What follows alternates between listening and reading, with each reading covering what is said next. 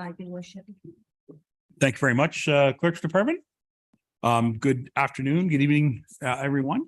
Members of council, members of staff, members of the public.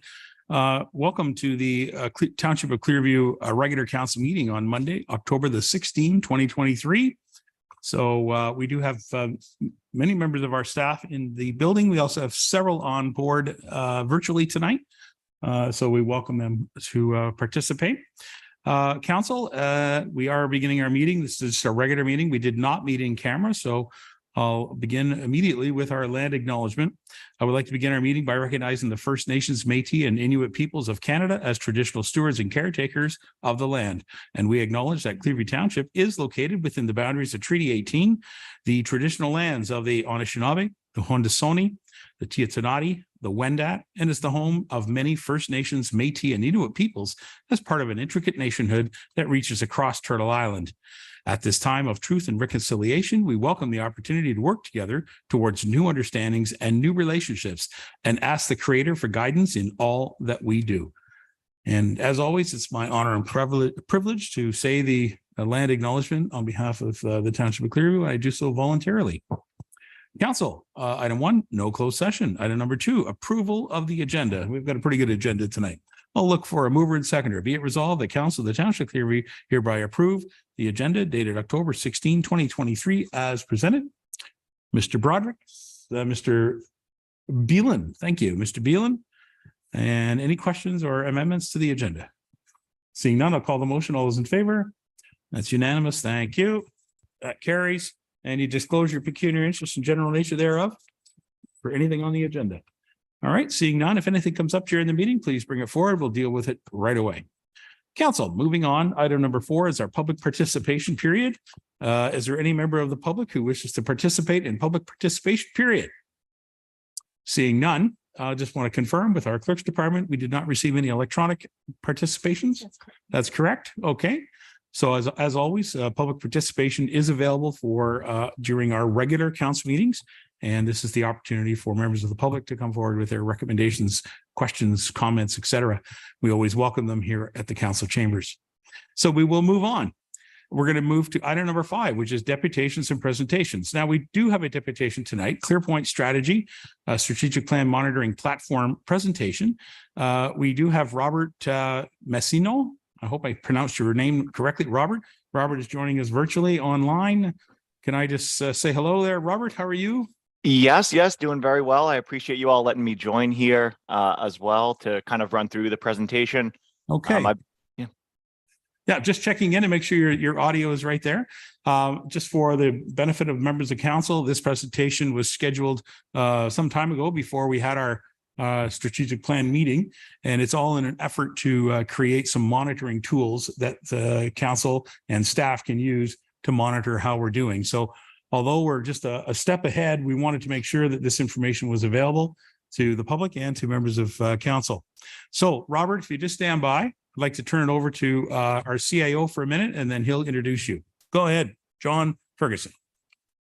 Thank you, Your Worship. Robert, thank you for coming. And as the mayor was beginning to discuss, the process of ClearPoint Strategy can assist a municipality in organizing its strategic initiatives. It'll help set up and monitor, allow the organization to understand how they can do the beginning of an initiative, the halfway through, and evaluating the initiative and monitoring through to the end. And ultimately, it's also to promote to the public. So a dashboard can be created so that the public can view where we are with each initiative, how far along we are. And there's a variety of different platforms that they use, whether it's pie charts or graph charts or just general information. It's something that makes it easy for the public to see where we are on certain initiatives. So without further ado, Robert, I'd ask you to present. And if we have any questions, I think we can do that at the end would be the best, I believe. Okay, yeah, no, that sounds perfect. And thank you, John. I know that I was kind of working with you leading up to this, and thank you, council members, as well, for letting me jump on and kind of run through this. But really, I'm just going to run through this slideshow and then pull up a few views in the system just to kind of give you a sense of how our tool works. So here we do partner with a large number of organizations. By far and away, our largest client base is local government, and we work with a lot of local governments right in your area. So here you'll see Brampton, Bracebridge, London, Town of Niagara on the Lake, City of Vaughan. We work with a lot of others in your area as well to help automate the process of strategic reporting and gathering those performance reports. And on the right-hand side here, you will see this is just some G2 badges, social proof, really. They're like a Yelp for software. They allow organizations to rate their vendors on criteria and then assign badges accordingly. Two that I like to point out here are just users most likely to recommend. We have a very easy to use platform to generate these reports and insights, as well as a leader in strategic reporting and execution. So really, the reason that we primarily do partner with a lot of organizations is due to pain points that are coming in the reporting process. It can be really difficult to easily gather reporting insights on how you're progressing across those strategic initiatives you're working on, as well as distributing them not only to members of council, members of internal departments, but also to the public as well. And we aim to help in all of those processes. And here, just a few things I do like to highlight is our clients do report an average time saving of right around 89 hours per reporting cycle. So we really want to reduce the time that it takes to actually gather these reports and free up time for you all to actually execute on your strategy. And my slides may be a little bit behind here. Are you seeing the ClearPoint process, or are you seeing the solution AI and automation here? Solution AI. Okay, here. So I'm going to click one further. That should go ahead and update.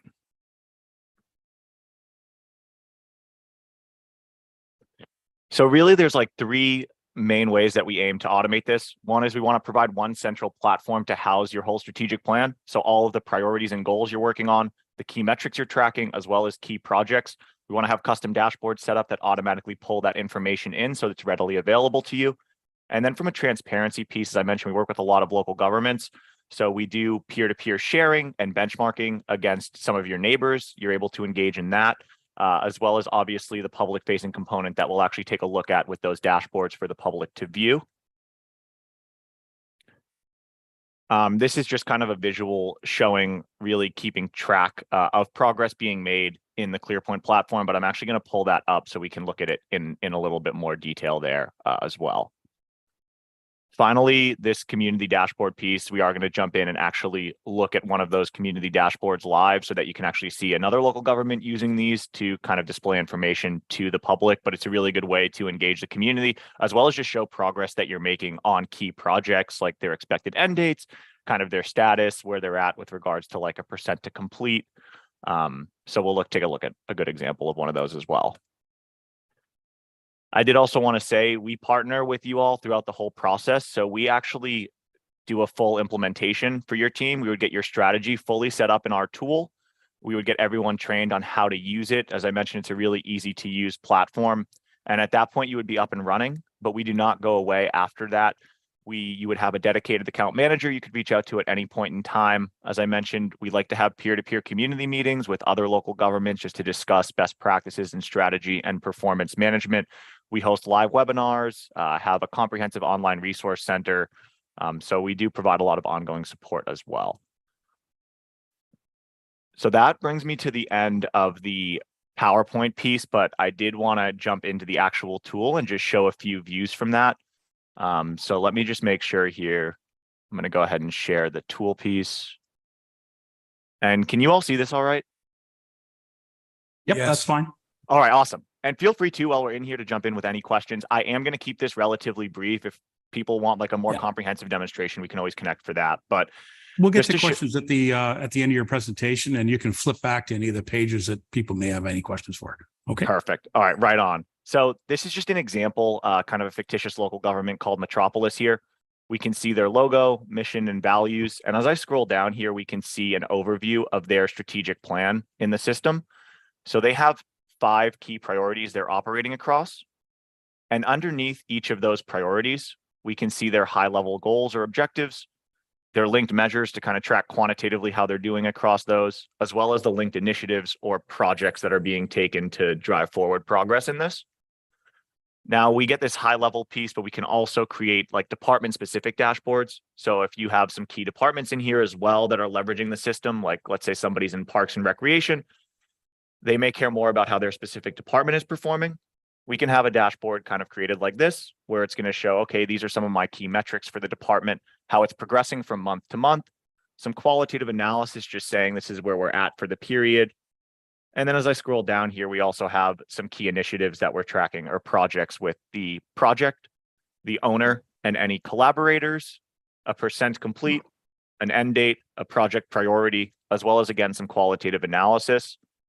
I want to highlight, like during implementation, we set up all of these views based on how you want to view the information that you're tracking. These are all customizable. This is just kind of to give you a sense of how this system works here. So moving a bit forward here, during implementation, we also want to set up views and reports that would allow you to show like how you're progressing on a higher level here. Just to show a couple examples of this, I'm going to jump into a measure report. So let's say there are like a few key measures that you're tracking for either your department, maybe there's some key council metrics. We can pull those all into one really nice like visual page like this. That's just showing us, okay, across some of these key metrics, how are we performing? As I mentioned, this system is very easy to use. Like any of these items can be really easily changed by just double clicking. You'll see here, I could change this over. Maybe I don't like the line chart. I want something more like a gauge chart. Very easy to just kind of change this stuff right on the fly here.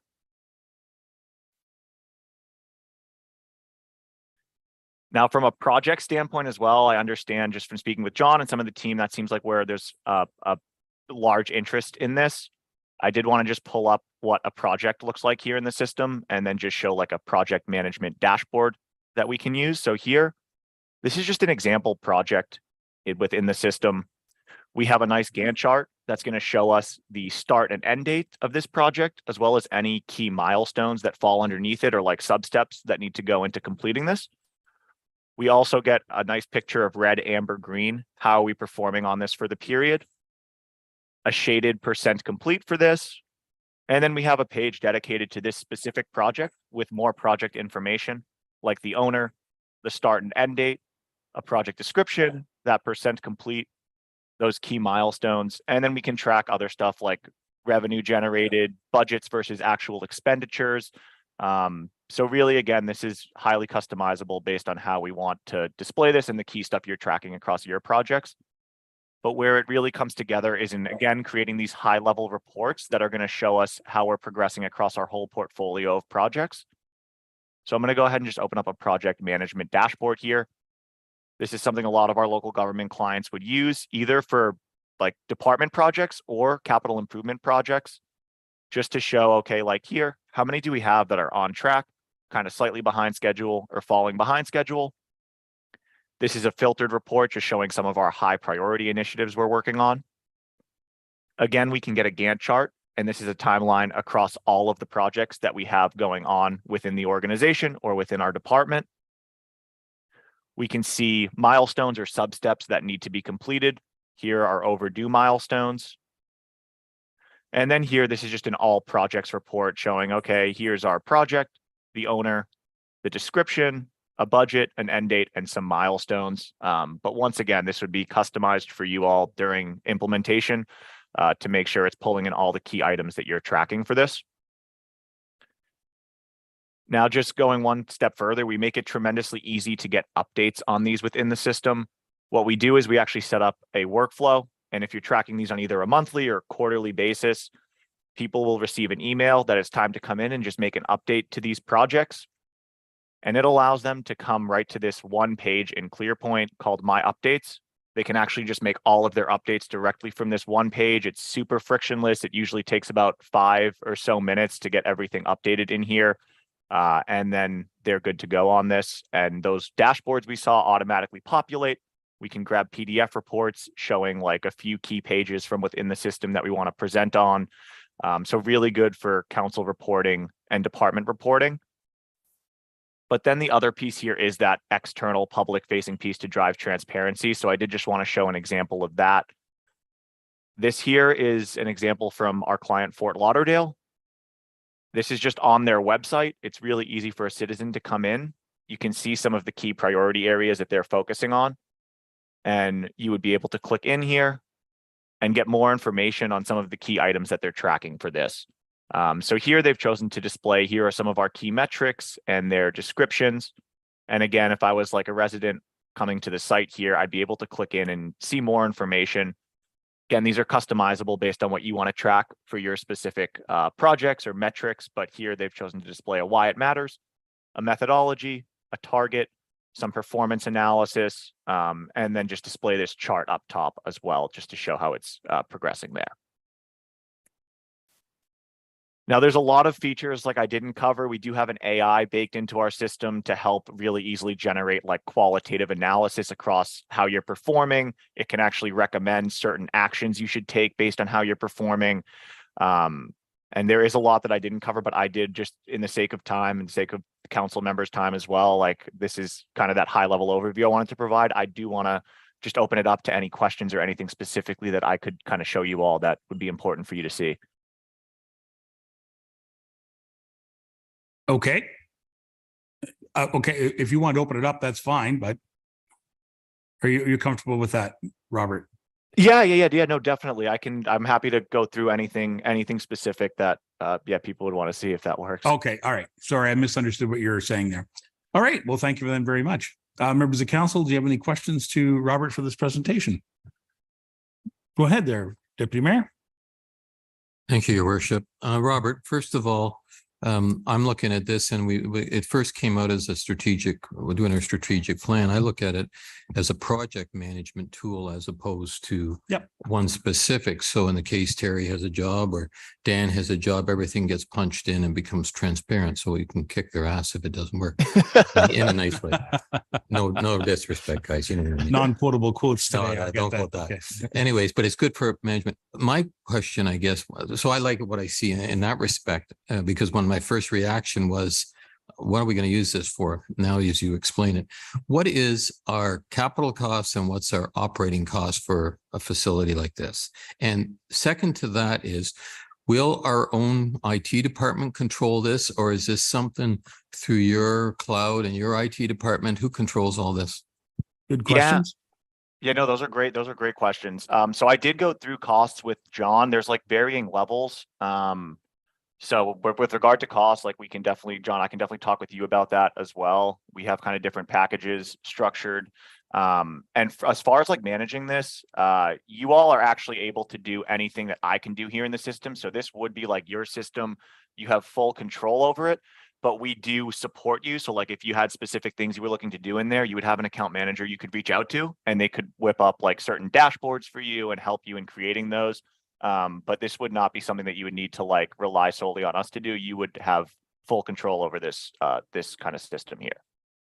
So you still haven't told me what is our cost and what's on a general operating cost.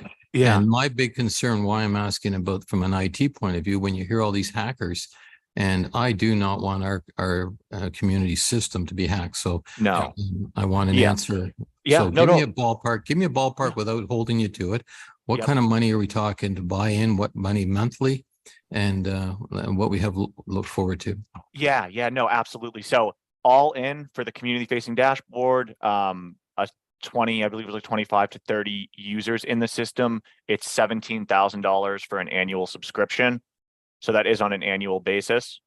But again, we have varying levels too in the software. And then from an IT perspective, we are SOC 2 Type 2 certified, which I believe is like a pretty rigorous security certification.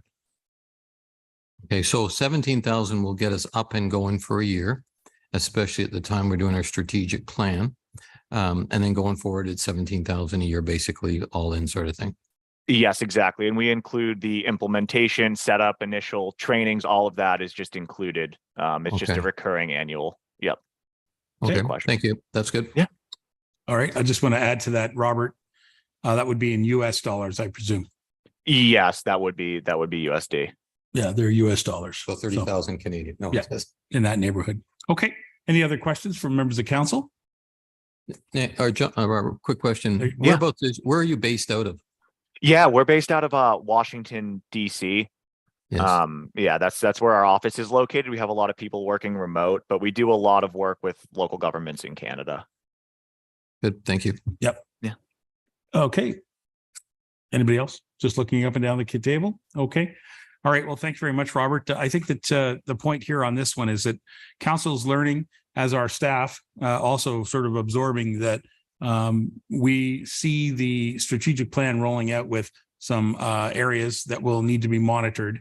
And this tool or tools like this provided by any other company that does similar type work will be that tool that we'll be looking for to provide that level of transparency with the public, as well as, frankly, for all members of council, just to know how projects are moving ahead and how we're sticking with our strategic plan objectives. So I really appreciate you presenting this, Robert. It gives us a bit of an understanding about what these opportunities are for tools for municipal governments to move ahead on these type of projects. So thank you, Robert. Awesome. Thank you all. I really appreciate it. I'll stop sharing here, but I appreciate you all letting me join. Yeah, just hang in there one more second. Just Mr. Ferguson, you got anything you want to add? Thank you, Your Worship. And just to add to the comment about scalability, at the upper end, if we were to have 20 to 25 people plugging in data into this matter, it'd be at around 17,000. But we were looking more in the $10,000 range with less people. We still haven't figured out, if we end up going with this platform, we haven't figured out what those user numbers would be. But ultimately, the price is not finalized, I guess, and we haven't come to a conclusion on how many would participate. So I just wanted to make that comment. But I like the platform, and when you have a little bit more time, there's more you can see to this. It's hard to do in a 10-minute presentation, but it does visually, from a dashboard perspective, it meets a key piece of the municipality communicating its progress to the community based on its strategic plan, which was one of the key items the public asked us to do. So this is one platform that can do it. So thank you for the presentation, Robert. I thought it was good. Awesome. Well done. Thank you, sir. All right. Thank you all. I really appreciate it. Have a Take great care. day now. Yeah, you as well. Okay. Bye. Bye-bye. Bye-bye. Thanks for joining us. Thank you. All right, council, that concludes the presentation deputation portion. There are no public meetings at this time. So we're going to move right to our approval of council minutes. Recommendation. Be it resolved that council of the township of Clearview hereby approve the minutes of the September 25th, 2023 regular meeting as presented, moved by the deputy mayor, seconded by Mr. MacArthur. Any questions on the minutes? Seeing none, I'll call the motion. All in favor? That carries unanimous. Thank you. Any business arising from the minutes? Nothing from anyone? Fair enough. All right. Council, we have quite a lot of items in our communications from the mayor, section 9 of our agenda. So I'm going to deal with just the first two until we get to item number 4. So 9.1, again, we had no council report for in camera. We had no in camera session. The NVCA board highlights, and then item 3 is 3 NVCA things: the budget letter, the program overview, and the draft budget items. Those are on the agenda for us to discuss. We will have to have a motion in the future about the agenda, but we're only receiving this information today when we review this, just to be clear. So are there any questions in regards to the 2 and 3 about the NVCA items? Paul, would you like to speak to them, perhaps? Would. Thank you, Your Worship. You've heard me talk in the last while about the NVCA, and I'm the representative for Clearview, and I'm new to the game and seeing how everything operates. We are being approached by the NVC right now for the signing of the MOU, minimum of understanding. The concerns we have, and I guess you might say, is the service that we are getting, and everybody sitting at this table, being counselor, whoever, is getting inquiries and complaints from the NVCA. So in our last budget go around, we recommended we increase our budget to allow for additional planning staff. Now, they did just hire a new engineer. The question is whether we're going to get effective results in doing this or not. And I can't tell you you will or you won't. And the problem is we need better service. I had a call today again, and I don't like getting those calls when they phone NVCA and they get told, well, yeah, your file's in the works, but we don't know when. And this was a file that had been approved over 45 days ago. Yeah. The complaints are not from the township. The complaints are from an outside agency. And I've questioned it, and the mayor and myself have talked a bit. Are we looking at duplication of services? And in a lot of cases we are, and I could, defer to the director of planning. And I would really like to see a review done to streamline the process so they don't duplicate services. And I think I would, and John, CEO Ferguson, and I myself have talked about this.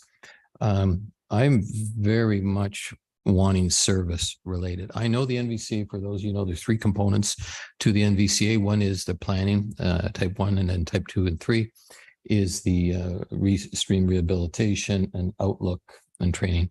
We have no choice right now. We can opt out of parts 2 and 3. We cannot opt out of part 1 because we do not have any other committee or any other agency to review our plan. So there's a lot of hostility. There's a lot of other councils that are very concerned about the same thing we're talking about today. So you're hearing me talk about it. I'm not knocking the people. They're good people, but the process is not getting the results we need for Clearview. Couldn't be more supportive of that. So Absolutely right. I'm speaking in regards to that. Our CAO Ferguson, you and I've had some discussions, and we will be, as this is just a letter being received, we are getting into the discussions, but if we got to have better service for our constituents, and that's not happening. So I agree. Anyway, so you heard me speak, and I'm on the board. So let me have it if there's any other ideas or any other concerns you have, and I will take it to the board. Okay, then we've got a couple of things we're going to do. I'm going to be asking our treasurer, Kelly, to jump in here in a minute. So just give her advice to turn on her camera. I will open it up, though. Is there any members of council, any questions in regards to the NVC items that are on the received list? Nothing? Nothing at this time? You go ahead there, Mr. Beelan. Thank you, Your Worship. There's just a lot in here to absorb all at once, but Yeah. they've got things in here like their service pressures, understanding the impact of sustained high water levels in Georgian Bay. Georgian Bay has been around for a long time. Really, the water levels haven't changed that much. Well, they do go up and down, but they don't go up and down That much. I agree. So they've got things in there. To me, that's not a service pressure. That's just wording in there, I think. Yeah. This needs, we really need to go through this report and see what they're doing. Okay. All right. Anything else from members? All right. I'll just add one thing. if I Sure. could. Then I'll go to Kelly. Councillor Bailing, just to respond to it, my concern is with the planning decisions. And so we need to get faster response. Once they make a decision, most people can work with it or deal with it or whatever. It's getting that decision made. It should not be 90 days or 4 or 5 months. So, and it looks bad on us as the person who issues the permit, that we're saying, hey, I'm sorry, but we can't issue a permit because we haven't got approval and we're sitting here waiting for everything. And we look bad because of it. So yeah. I don't like that. Back to our previous presentation, it's about project management. The whole project has to be managed and make sure that it moves ahead effectively, right? So if I may, I'd like to go to our treasurer. Hello, Kelly. Nice to have you join us. Kelly, I'm just wondering, with some of the financial implications of the draft budget and their indications through their letter, how are you incorporating that into our budget talks and discussions that are coming up in the following weeks? Thank you, Worship, to yourself and members of council. Depending on the direction I receive from council and what level of service they're looking for, the totals would be included in the general administration budget and presented to council on the November 8th meeting. So what information do you want before? Like, you simply want a decision made on this. Council's not prepared to do this at this time because the CAO hasn't reviewed it. We haven't have discussed it with Paul, who's our representative. We haven't discussed it with you before we can create a report to council. So I know we want to move forward with the budget. So how are you presenting this in the budget at this time? I think probably the best bet, Your Worship, is to include the entire ask from the NVCA. And then that way, if it turns out that the ask is lower, we're not shocked in the wrong direction. Fair enough. All right. So for members of council, when we receive the information from the treasurer, keep that in mind, that we need to still get to this presentation from the Is it the general manager of this NVCA? I've forgotten what Doug's title is right now. Chief Administrative Officer of the NVCA. Thank you. Yeah, go right ahead. Thank you, Worship. Through you to the rest of council. It also states in the draft budget letter as well that if they would like to schedule a deputation or workshop with council. So if that's the wish of council, to see if one of those workshop meeting dates, November 8th or 15th, work for them. If there's specific questions that council want to ask of the MVCA, we can definitely send out an invite and see which date works for them. I know the treasurer has been working with departments in the background, and we can see which date fits in. Yeah. It's interesting, Sasha. You know, we sit right beside each other. And it's exactly what I was thinking. I was trying to get to his name so I could say we need to invite him to come to budget presentation. So thank you for that. That's perfect. Yes, go ahead, Marty. Thank you, Worship. Page 8 of their draft budget, it doesn't list Clearview's portion there. Yeah, I noted that too. So we need some information here. Paul, any thought on that? You know Clearview. Oh, yes. How did I miss that? Go ahead, John. Mr. Ferguson. Thank you, Your Worship. In the first letter on the MOU, it talks about the various schedules that lay out these costs.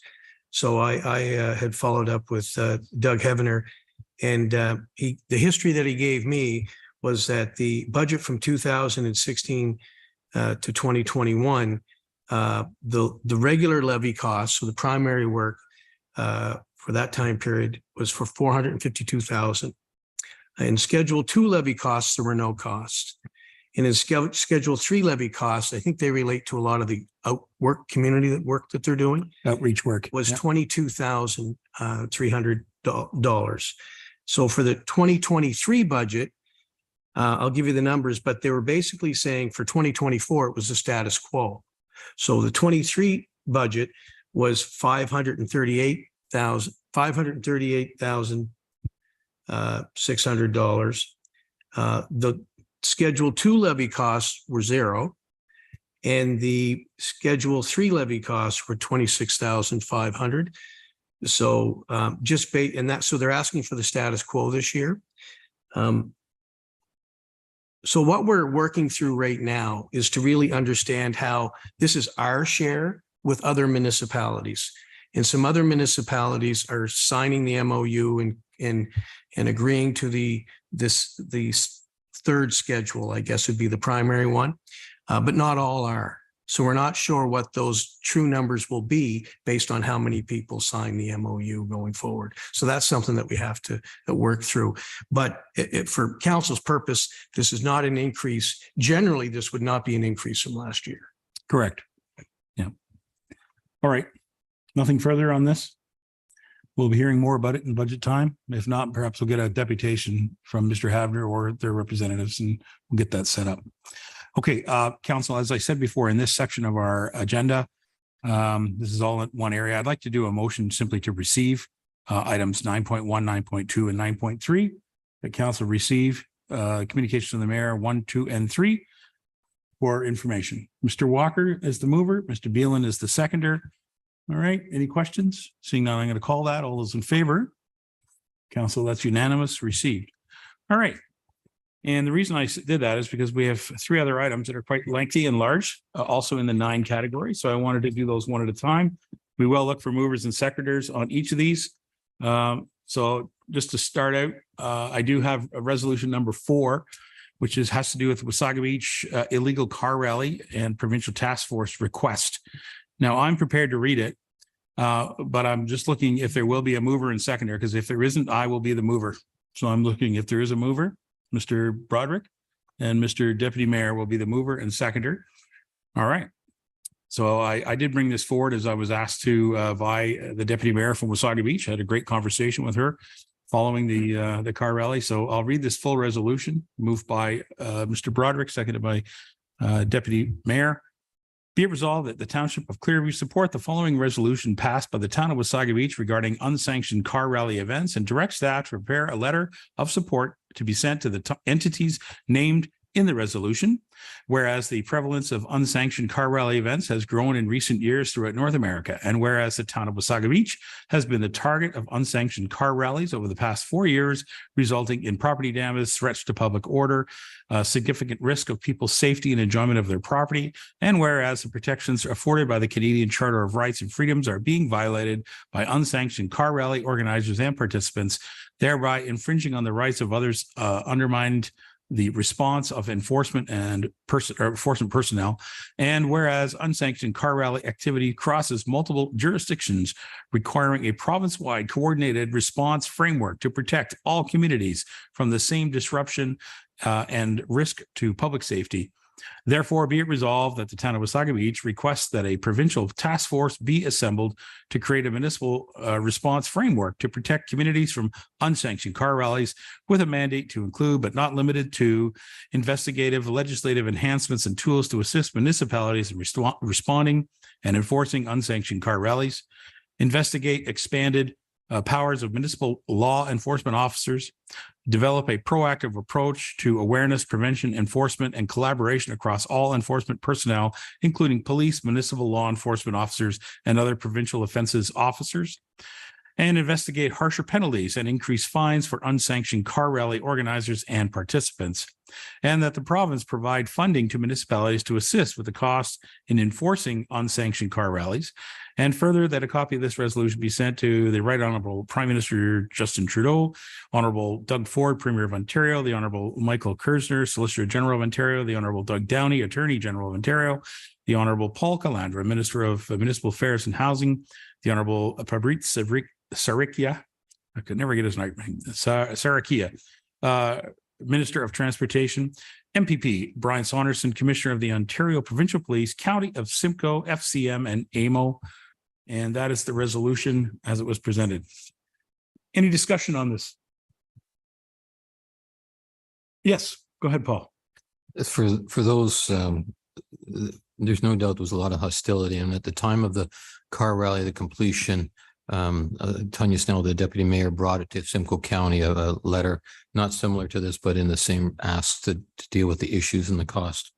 It's a very important thing because we could be next. The other thing I don't know is that it may be car rallies this time. It may be a concert or a rave next time. Yeah. So I'm hoping with something like this that we can open up discussions to protect our citizens, whether it be unwanted concerts or whatever the event may be. So yeah. Anyways, just a Thank couple you. points. Thank you. Any other members of council with comments, question? Yes, go ahead, Phyllis. Deneen? There's no mention of Terry Dowdle in here, just to add one more name. It's a provincial issue. I guess it is written to the Prime Minister. Yeah. Perhaps we will add Mr. Dowdle to it. Why not? That's an easy amendment. Thank you. Good call. Anything else? Okay, so I'm just going to throw a couple quick comments. I'm very pleased that this did come forward. I know that Wasaga Beach is asking all members of Simcoe County to participate and pass a similar resolution that we're presenting here tonight. I'm very much supportive of this. In the case of our experiences here in Clearview, when Wasaga Beach effectively blocked off some of the roads, many of the car participants did arrive here in Stayner and other areas of Clearview Township. The interesting part was that the OPP were able to deploy with them and follow them. And as a result, the impact to our community was just a busy time with cars. There was no property damage reported. There was no physical harm reported. But perhaps it just demonstrates that the cooperation level between our municipalities is very high on this regard. And so I was pleased that the OPP did react to that as they did. Given the request here to create a task force, I think gives an opportunity for municipal leaders to work with agencies and the government of Ontario to try to curb some behavior like this by creating better legislative tools that are available for enforcement. So I very much appreciate the work that they've put into this. Anything further? All right, you've got a mover and seconder. I've read the very lengthy motion. I'm prepared to call the motion. All those in favor? That carries unanimous. Thank you very much. All right, council. we've got a few letters that were sent in to us, and I note that Councillor Broderick has brought them forward. So Councillor Broderick, I'll consider you the mover on this next one, which is number 9.5. Thank you, sir. And I'll read this recommendation as well. We'll look for a seconder at the end. Whereas Ontarians deserve and expect a safe and respectful workplace, and whereas municipal governments as the democratic institutions most directly engaged with Ontarians need respectful discourse. And whereas several incidents in recent years of disrespectful behavior and workplace harassment have occurred amongst members of municipal councils, and whereas these incidents seriously and negatively affect the people involved and lower public perceptions of local governments. And whereas municipal codes of conduct are helpful tools to set expectations of council member behavior, and whereas municipal governments do not have the necessary tools to adequately enforce compliance with the municipal codes of conduct. Now, therefore, be it resolved that the Township of Clearview support the call of the Association of Municipalities of Ontario for the Government of Ontario to introduce legislation to strengthen municipal codes of conduct and compliance with them in consultation with municipal governments. Also, be it resolved that the legislation encompass the Association of Municipalities of Ontario's recommendations for updating municipal codes of conduct to account for workplace safety and harassment, creating a flexible administrative penalty regime adapted to the local economic and financial circumstances of municipalities across Ontario, increasing training of municipal integrity commissioners to enhance consistency of investigations and recommendations across the province, allow municipalities to apply to a member of the judiciary to remove a sitting member if recommendations through the report of the municipal integrity commissioner if through the report of the municipal integrity commissioner, and I am prohibit a member so removed from sitting or election in the term of removal and the subsequent term of office. Have I read that correctly? I think I did. And that the above resolution be circulated to the Ministry of Municipal Affairs and Housing, MPP Brian Saunderson, and all Ontario municipalities. Okay, Mr. Broderick is the mover. Is there a seconder on this motion? Mr. Walker, thank you so much. Mr. Broderick, do you like to speak to it first? Thank you, Your Worship. Just when it came through and I had reflected on certain conducts we've seen over the last couple of years in municipalities near and far. It is something that I think we should be supporting. All right, thank you so much. Any other members of council? Yep, Mr. Deputy Mayor. Thank you, Your Worship. As many of you are aware, a lot of this stuff stemmed from the situation in Ottawa and how the abuse was from a member to staff. If you read the municipal news and municipal links we get as councillors, you can start to see this is not limited to staff only. It is there's no gender situations. Everybody seems to be equated. They have one right now in, I believe it's Sault Ste. Marie or Sudbury's got a situation right now. Yep. And how do you penalize people? How do you take their monies? How do you reprimand them? So it's something that's high time that if we are out of line, we should be reprimanded or penalized. And I think it's we're not above the law or any other situation. So anyways, that's just a little add to support this. Yep, I agree with you. If you do some good research on this, you'll find lots of information online about how it's a real conflict for municipalities to deal with elected officials that have been, behaving poorly and disrespectful. So it becomes very troublesome. Is there any other members of council who would like to speak to this? All right. Council, you've heard the resolution and the discussion. We have a mover and a seconder. I'm prepared to call the motion. Those in favor? That also carries unanimous. Thank you, Mr. Broderick.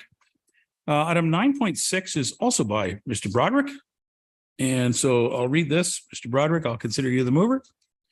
That in consideration of correspondence received September 11, 2023 from the town of Grimsby respecting establishing a guaranteed livable income, Council of the Township of Clearview direct staff to send a letter of support for the resolution passed by the town of Grimsby to the Premier of Ontario, our MP and our MPP for Simcoe Grey in all Ontario municipalities.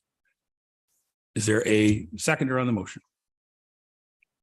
Mr. MacArthur, I thank you. Mr. Broderick, do you want to speak to that?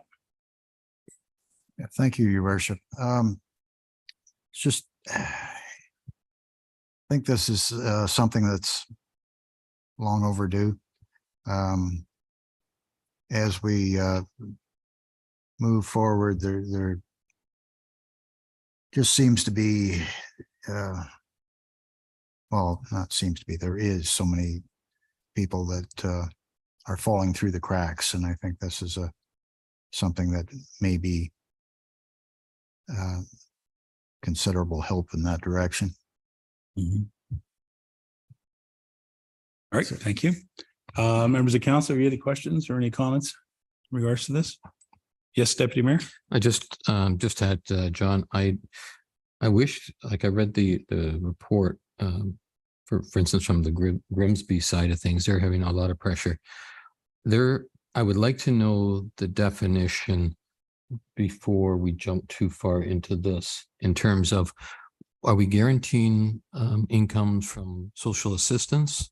Are we guaranteeing minimum incomes from minimum wage? How are we going to do it? And we're struggling right now with our affordable housing and our energy situation. And the problem is, our people of our community have to pay for that. And we already hear the stories of the food banks in Creemore and in Stayner being inundated with new people. We've got to help them.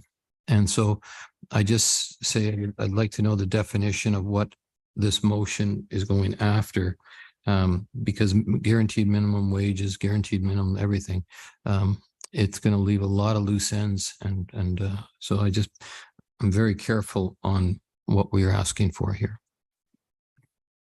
Thank you, Deputy Mayor. Other members? Yes, Mr. Beelan. Thank you, Your Worship. I wonder, do we have the capability of collecting data of their housing and poverty statistics like this recommends? Do we even have that capability?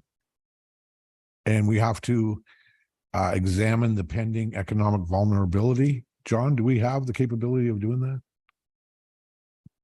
I can speak to it if you don't mind. The County of Simcoe has just recently launched a new program, Mr. Beelan, which is actually quite interesting. They produced a dashboard very similar to the presentation we just saw about homelessness across the county. They have several inputs that create the dashboard tools for monitoring. One of the key ones is the staff who supervise the shelters and the facilities that are being used for homeless persons enter information in daily. But the other one is the survey work that's done across the county about homelessness, and work with the social assistance program to create a very good database and understanding on the situation right across Simcoe County. Now, just like anything else, it's not perfect. It's not collecting exact perfect data, but it's a very good snapshot of what is actually happening in homelessness and the tragedy of people that are living without homes, like living on the streets, et cetera. And so there's really good information available right now that our county level is collecting. And certainly the county social assistance program is using that as well to cross-reference those of their clients, because some of their clients who are in social assistance, are living in homes or rentals or whatever. And others of those individuals, those clients, are actually in the homeless shelters. So they're kind of showing up in two different pieces on the database at the same time.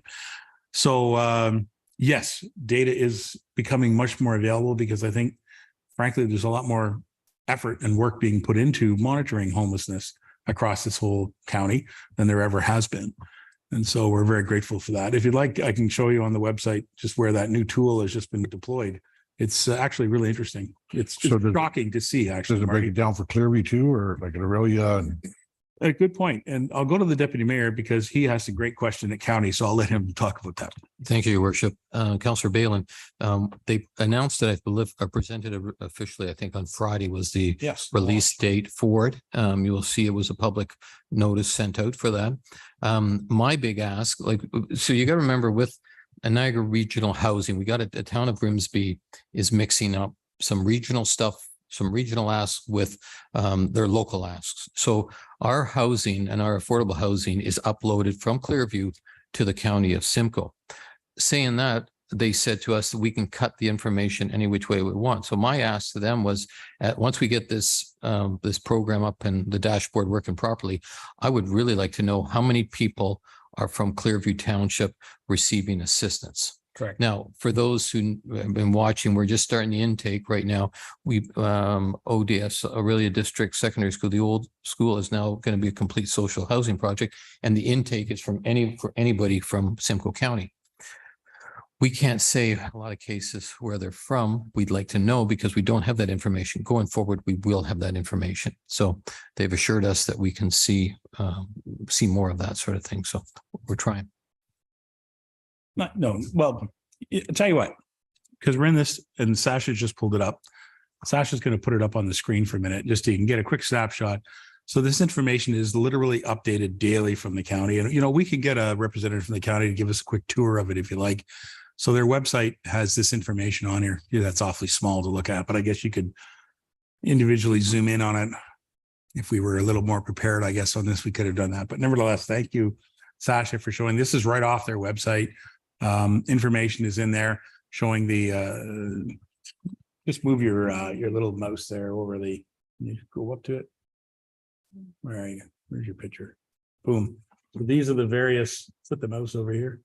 There you go. Yeah, shelter utilization. So these are the various shelters that we're actually operating right now.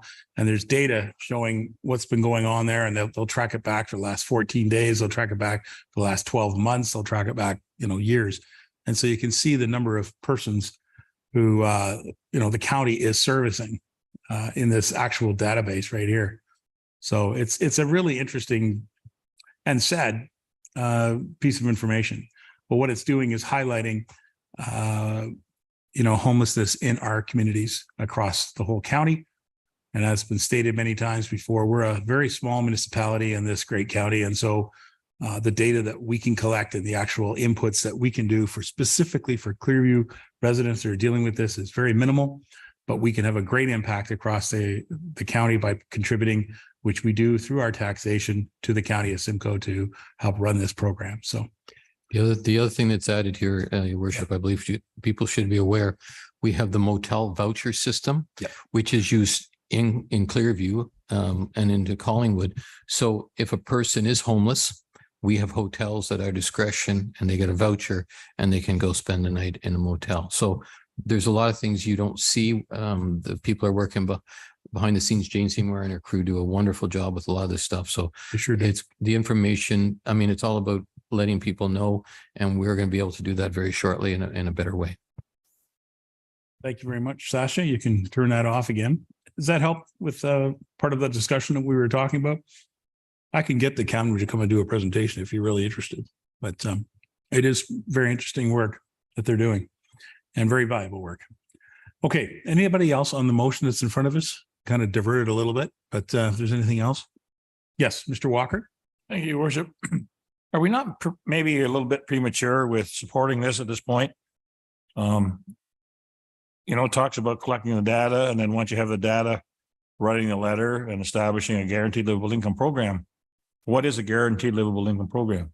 Who's responsible for it? Who pays for it? Is it out of our tax dollars? Is it government dollars? I think there's a little more research needs to be done on this before we should move forward with this motion. Thank you. Yeah, thank you. Anybody else with any questions or comments? Yes.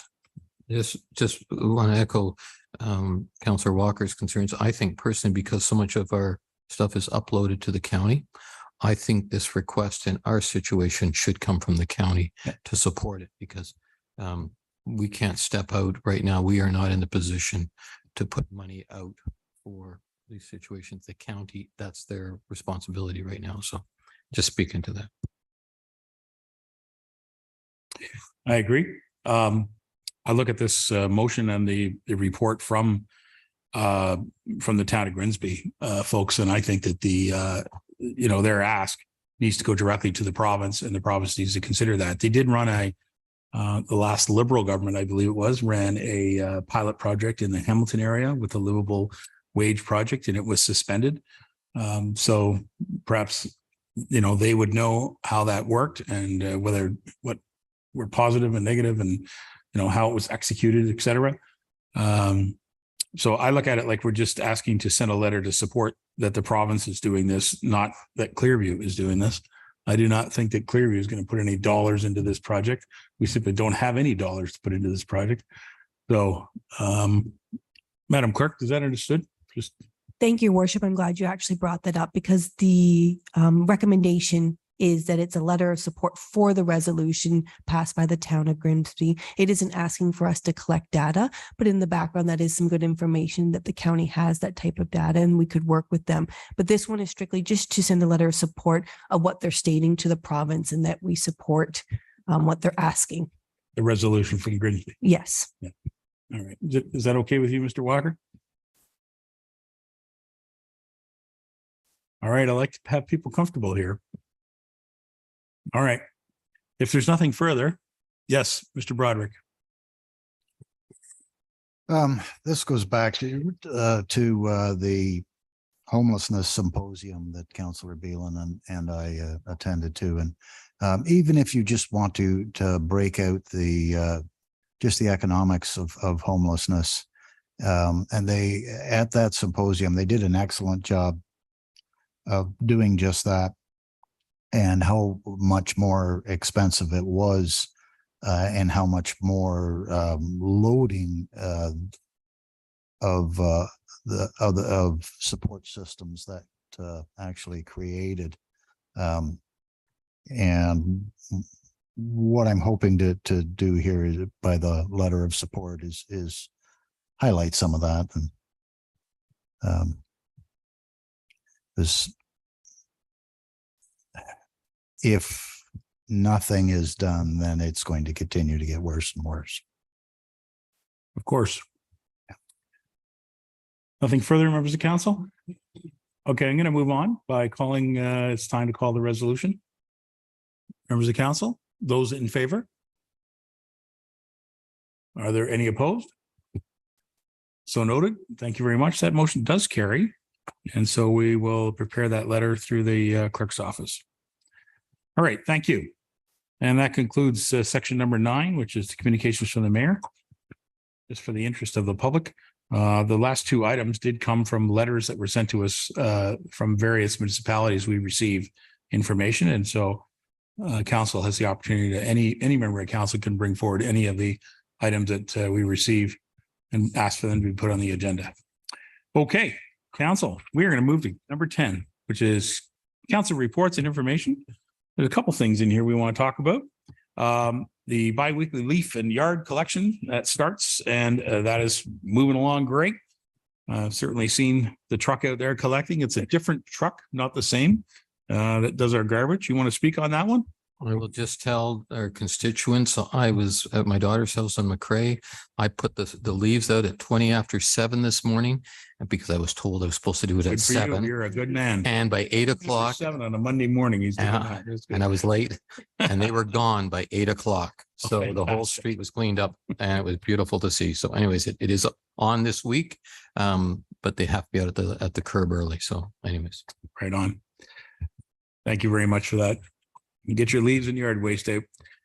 There's a joint advisory regarding the county of Simcoe and the town of Midland. Our friends in the town of Midland are hosting a forum to unite the residents in building up a brighter future. And there's also a press release about homelessness winter response plan, which has to do with the warming centers, et cetera. And I found that to be very interesting, knowing that we get serious warming needs when we have winter events happen in our area. And so I'm glad to see that our staff are always paying attention to the needs of our residents and those that are stranded in our community to make our facilities available. And then there's a Halloween event happening at the Simcoe County Museum, Night at the Museum, which is a lovely play on words. I gotta tell you, the museum is a great resource. It's unbelievable the work they're doing there these days. It's really something. The Last Blast was a big deal over there with all the equipment, and it's a great spot for people to go and learn of any age and take your family there and enjoy it. Anything further, Mr. Deputy Mayor?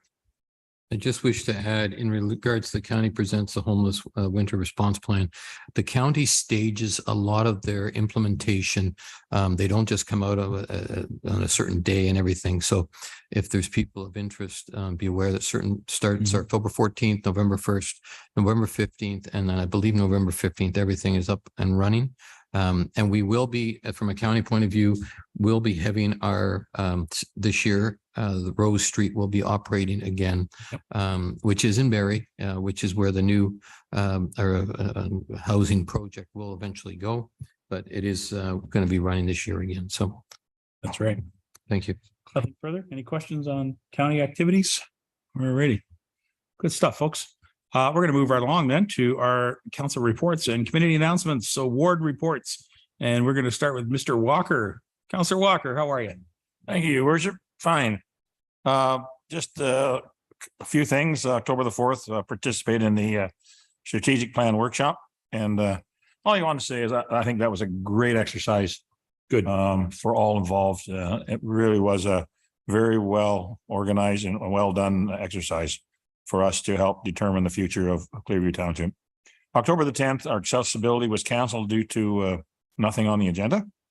On October the 15th was the Backroads Rally, which I didn't participate in the rally itself, but I was there to be the poker guru and organize the poker hands as they come in. I also had breakfast with the firefighters, and I thank them for that. And I thank the Amanda and Lily and the other staff that organized the Backstreet Rally. Well done. Weather wasn't the greatest, but all those that came in were smiling and happy and damp, but enjoyed the roads that they were on, enjoyed what they saw as scenery. And some of them commented that some of the roads they were never on before. So it opened up new avenues to Clearview Township for those that were there. And some, this is their 4th year of being back to this rally. We have a library meeting tomorrow night. And I guess that's it for me. Thank you. Now, before I go on, I just want to mention about the Backroads Rally. I happened to be at Duntroon at the time having the breakfast that was there. And many of the road ralliers were coming in and they're looking around. They didn't know that there was a bowling alley. One of the tasks they were, it was to go and check out the bowling alley and try to get a good score. And, it was interesting because these are longtime residents. I mean, I know them. They've lived in our township a long time. And they didn't know we had a bowling alley in the Duntroon Hall. So it was a kind of a nice thing because the whole purpose of small halls is to get out and see the halls and learn about what they have available to you. So in a small way, it was a really nice tie-in for the Small Hall Festival to have this rally happening at the same time and to people to see things in the hall that they didn't even know we had in our township. And they've lived here all this time. So sorry, that's my commentary. Yeah, thank you, Your Worship. And a follow up to that, there were a few that came in up there and said, we never realized there was a bowling alley. Yeah, in Duntroon. So there we go. There you go. All right, Marty, what's your bowling average? Not very good.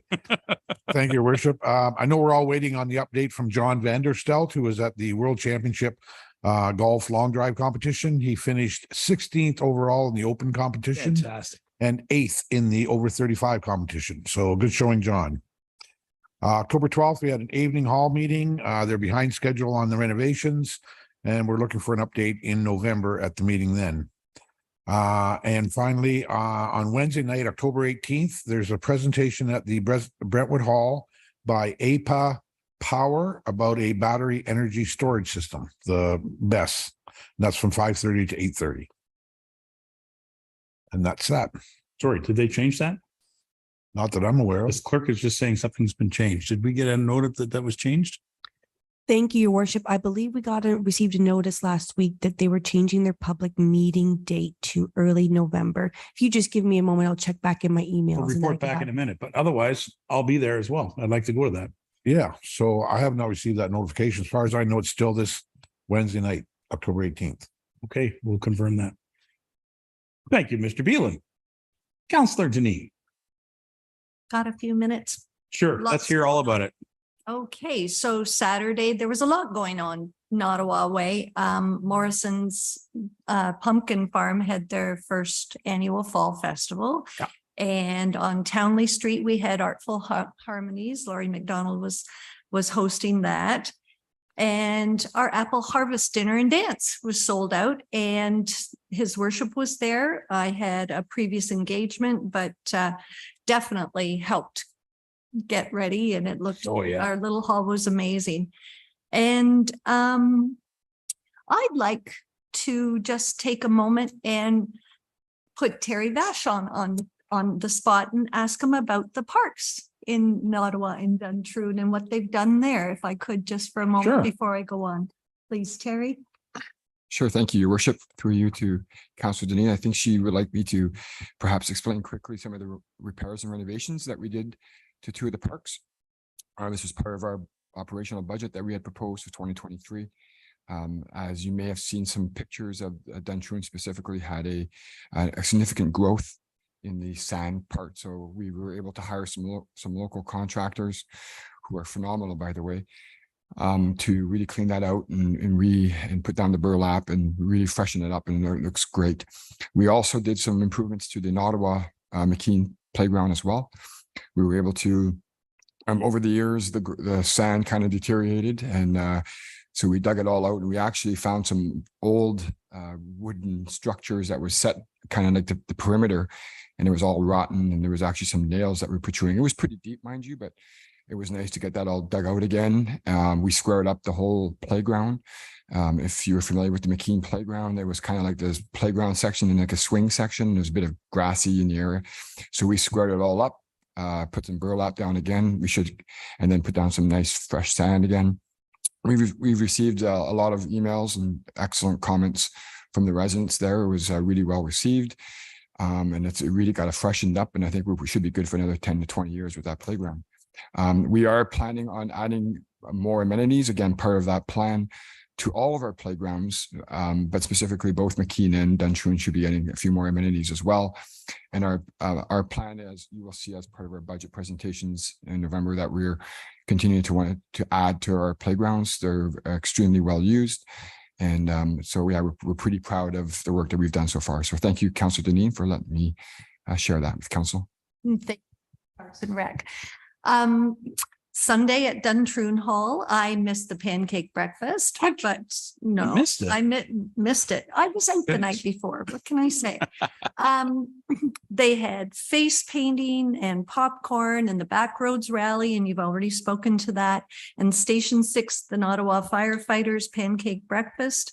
And at noon, everyone moved upstairs to the indoor high-speed chick race.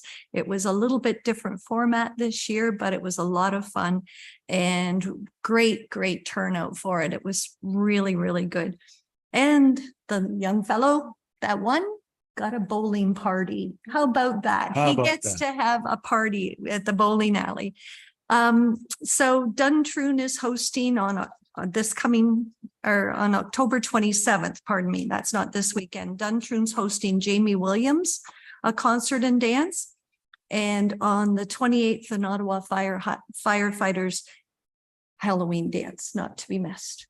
And I just wanted to make a mention too. We talked about it, the other events for the small halls that are still outstanding. We talked about that up in Duntroon. After the Jamie Williams concert and dance at Duntroon on the 27th, Murder and Masquerade is October 28th at Creemore Station on the Green at 7 o'clock. And there's lots of tickets left for that, I understand, if anyone wants to go. And then November 4th is the Birds and Bees, a staged reading at the Dunedin Hall. And I believe that that's still got some room to buy tickets for. So I just wanted to put a shout out to the other small halls events that are still outstanding. And that's it for me. Thank you. Well done. Thank you very much. All right. Sorry, we want to jump in here with some information. Please go right ahead. Thank you, Worship. Through you to the rest of council, I just sent the amended notice of the public community meeting. So it was scheduled for October 18th. They've now moved it to Wednesday, November 8th. Wednesday, November 8th. Mr. Beelan? Okie dokie. Okay, that's great. Thank you for that update. Who wants to go next? You want to go next? I just want to comment, that is the same day we are doing a budget workshop. So I don't know if that's going to be a little bit. Depends how late we go. Yeah, your budget workshop begins at 12 noon. And I think this meeting starts at 6:30, 5:30. Yeah. We'll be just about right about then. So, yeah, fair enough. 4 hours of budget, that would be plenty. Yes, Amy Can would like to say something. If I can, your worship, it's our understanding that those public meetings are really intended as public information sessions, so geared to the public. Yep. And these types of projects would likely trigger one or more planning act applications and approvals through council. So there'll be more on these things if they make it further down the line. So yeah, thank you. They are holding them as information sessions more than public meetings.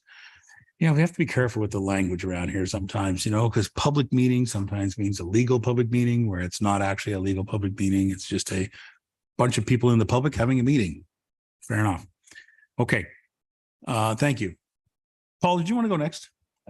Okay, go right ahead. Well, John always has something to say, so. Okay. We did attend as a group with their strategic plan workshop, which went really well. The pancake breakfast this past Sunday was phenomenal. And I got it, I sat with Councillor Walker actually we had to share the forks or knives, whatever knives. Anyways, but it's a cute story. Anyways, the firefighters, I really got to hand it. Their families were out there, and we were out at the car wash there a few weeks ago with them, and the same thing. Kids come to see dads and moms and stuff, and it was really nice to see the family support for it. So, kudos to them. Thank you very much, Terry. Just to throw something at you, I saw them pressure washing the gazebo today. Was that your team that was doing that? Thank you, your worship, through you to Deputy Mayor Paul Van Severn. No, it was a contractor. It was our department that was managing that project, Okay. But it was a contractor that was doing it on our behalf. Okay, no, it was nice to see. Yeah. The other comment from our community, after all the hullabaloo or whatever, the tracks are finally out as of today on Superior Street. Yes, today. And so it's for those they're ripping and snorting, but the tracks on Superior are now gone. So we'll see how far they go and what they do. So anyways, thank you. A big hooray for that. Thank you. What's that, Dan? Dan wants to say something. Go ahead, Dan. This is your thunder there. Dan. Just a further update, the council will witness tomorrow, the tracks are coming out of Main Street tomorrow. Even bigger hooray. And then we have a contractor lined up to pave all on Wednesday. So So Dan, right. this was a County of Simcoe initiative or a Township of Clearview? it's coincidence that county has started the work, but we've had this booked for quite some time. Okay, good. That's No, great. that's why I didn't say too much too, because Yeah. it's nice to see it. So Good. It gives me time to apply for the pyrotechnics permit to have a celebration that we're finally removing the tracks on the main street. Thank you so much for that update. Appreciate that. I honestly get asked that about once a week. So thank you for that. Thank you, Paul. How are you doing there, Robert? Very good, your worship. Go Thank you. ahead. Yeah. And further to Dan's comment, yeah, I was over the tracks 5 or 6 times today as my usual work routine, and I was counting the minutes till it's gone. Because it's try it in a car, but try it in a truck. It's way more. Mhm.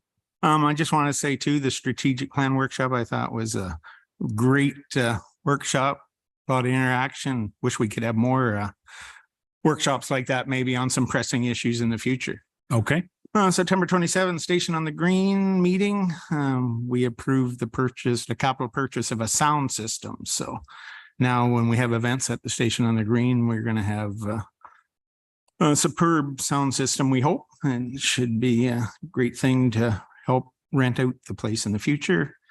Thanksgiving weekend, Harvest Fest in Creemore. Of course, with the Horse and Hound Parade, I entered a pie in the apple pie contest, which I'm proud to say I tied for 3rd, which was really impressive. I had a great coach though when I was making my pie, but she will vouch for me. Later that day, I took the horses in. We did horse and wagon rides around town, and just a great crowd. And of course, the weather cooperated, so it was a great day.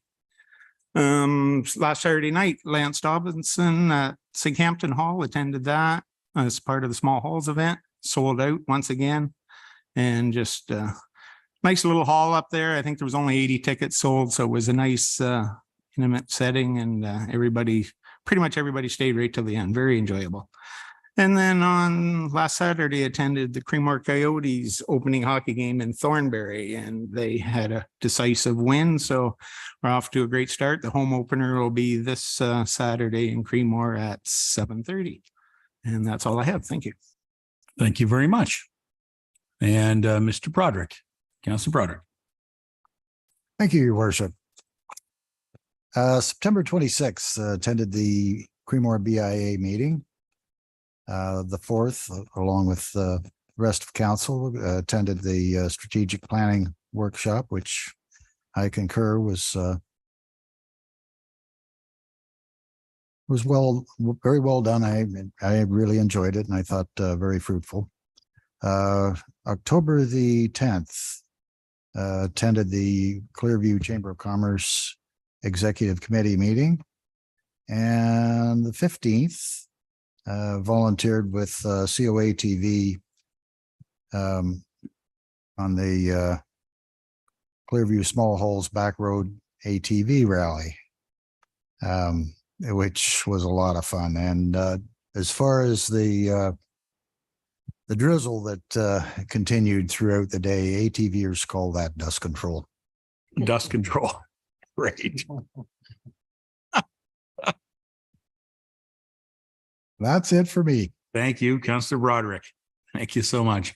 Just to finish up this section of our agenda, I'll give you a couple of quick items. I just want to mention, going back a couple of weekends ago, the Horse and Hounds in Creemore. What a great event that was. And nice to see that on the front page of the Echo, the great photo of that. And people really enjoy that event downtown. And it's always a big highlight. It sort of signals that fall is here. And so I'm really pleased that I was able to attend that. Want to note that the Station 4 firefighters from Clearview, they were there with their antique truck, and they were collecting food for the food bank. And it was really interesting to see that as they were standing there talking about the truck and explaining what they're doing, people would then walk over to Foodland and buy one of those paper bags full of food, and we'll march it right back and put it right in the truck. Like, it was just in the time I was there chatting with them, I saw somebody go do that. And I thought that was really impressive and very generous of the person to do that. So that was a great event. This past Friday, I had the opportunity to have about an hour and a half discussion with Her Worship Mayor Yvonne Hamlin in the town of Collingwood. And it was an honor to sit with her and have a great conversation about our regional responsibilities on all levels. We talked about a lot of different issues, including servicing and libraries and lots of different discussions. And I just want to point out for council that it's my hope that I'll be able to continue to meet with all the mayors in our area to make sure that we work closely with our neighbors on all levels. And it's my intention to focus on some of our neighbors to the south that I have not been to. I can humbly tell you I've never been inside the offices of Angela Tosseranio's council chambers. So I'd like to visit His Worship Scott Anderson and have a visit with him. So that's one of the things that I'll be working on to make sure that we have a good relationship with our neighboring municipalities. And then on Saturday, as Councillor Deneen pointed out and spoke about, the Nottawa Hall was a hive of activity. The band Not Ottawa, it's just a really great local community thing to see. The community halls having a community band. 3 of the 5 members of the band live right there in Ottawa, and they do really well. And there were like 70 people dancing on the dance floor, which isn't that big in that hall. It was quite a party going on. And I have to tell you, it was really well organized. Congratulations to all the volunteers at the Ottawa Hall. And Phyllis Deneen, our counselor who represents us on there, she did a lot of work to help them organize that. And so it was just a great event. And I'm really pleased that it continues to be a success to celebrate the Small Hall Festival. Coming up this week, just for information purposes for council, I will be interviewed by a magazine called Business View Magazine. They're doing features on municipalities across Ontario. It's part of an initiative that AMO has.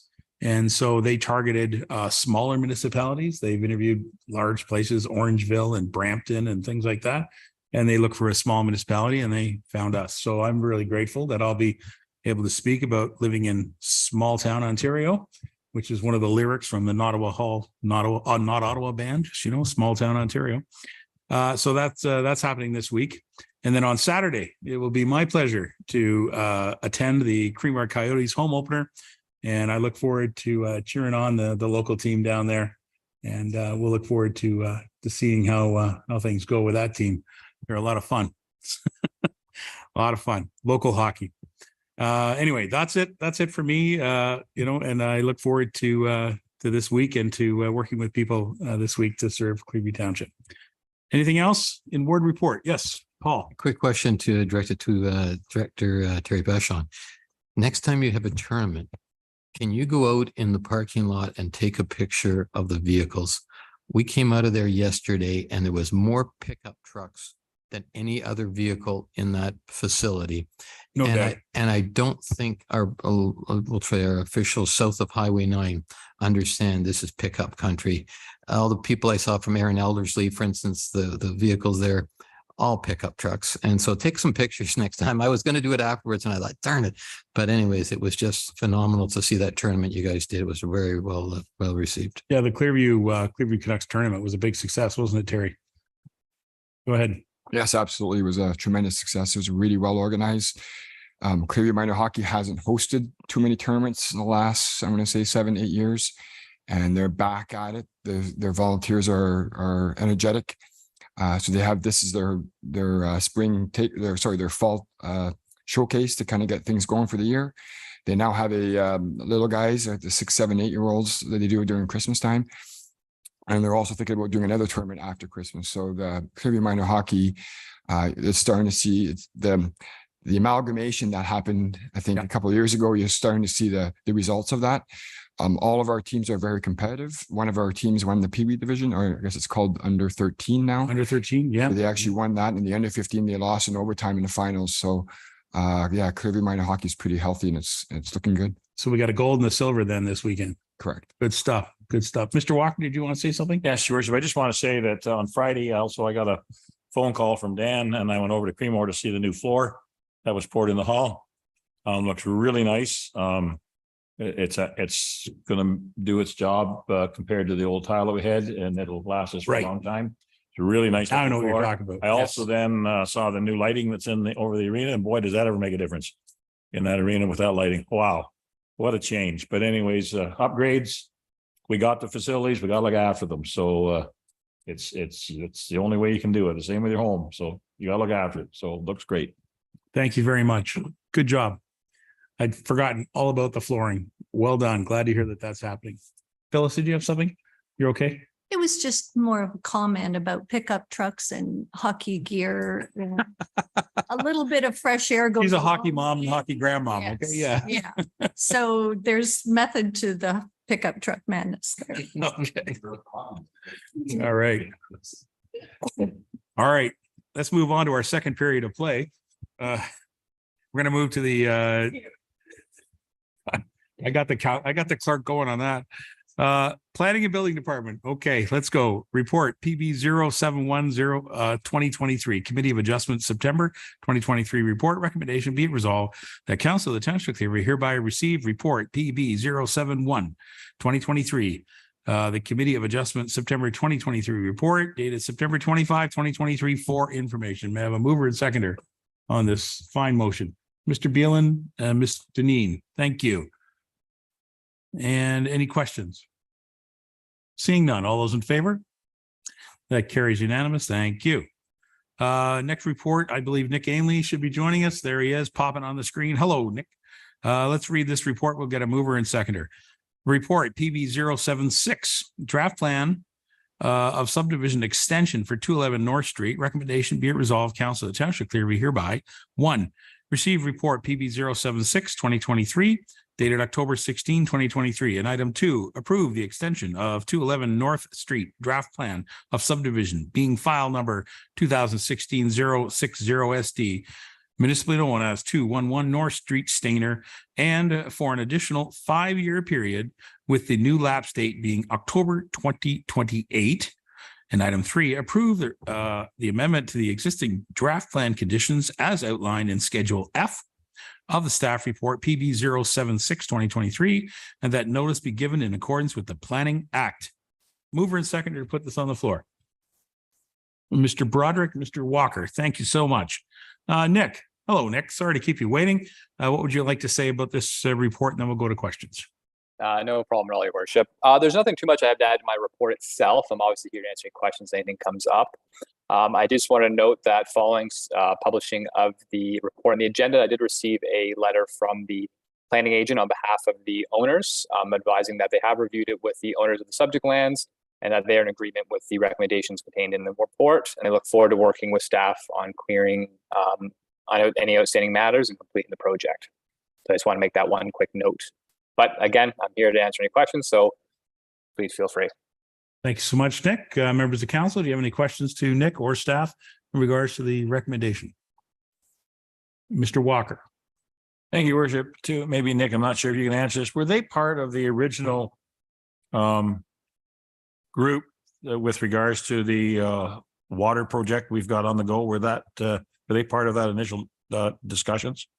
Yes, through your worship to Councillor Walker. So the subject lands were, and the project itself was, the draft plan approval was really granted in 2014.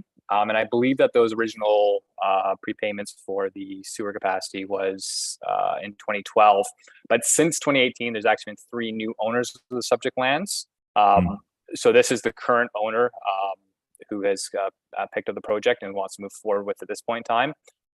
So that'd be something that in terms of moving forward through the process, determining if they have purchased that allocation from the original owners, that'd be something to determine with them.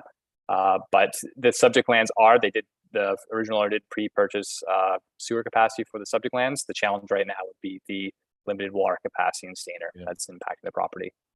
Yeah, so they were never part of that original discussion on a water expansion then to Klondike Park Road.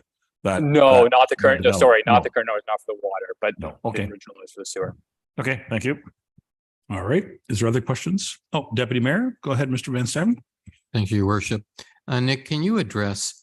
I get very concerned when we're under all these constraints for water and sewers, and I see these developers flipping properties 3 times, and I really don't care for that. They asked for a 3-year extension. I saw your comments about the extension was granted based on our ability to apply servicing. Is this going to be coming forward with the most recommendation that we automatically extend developments for 5 years as opposed to 3?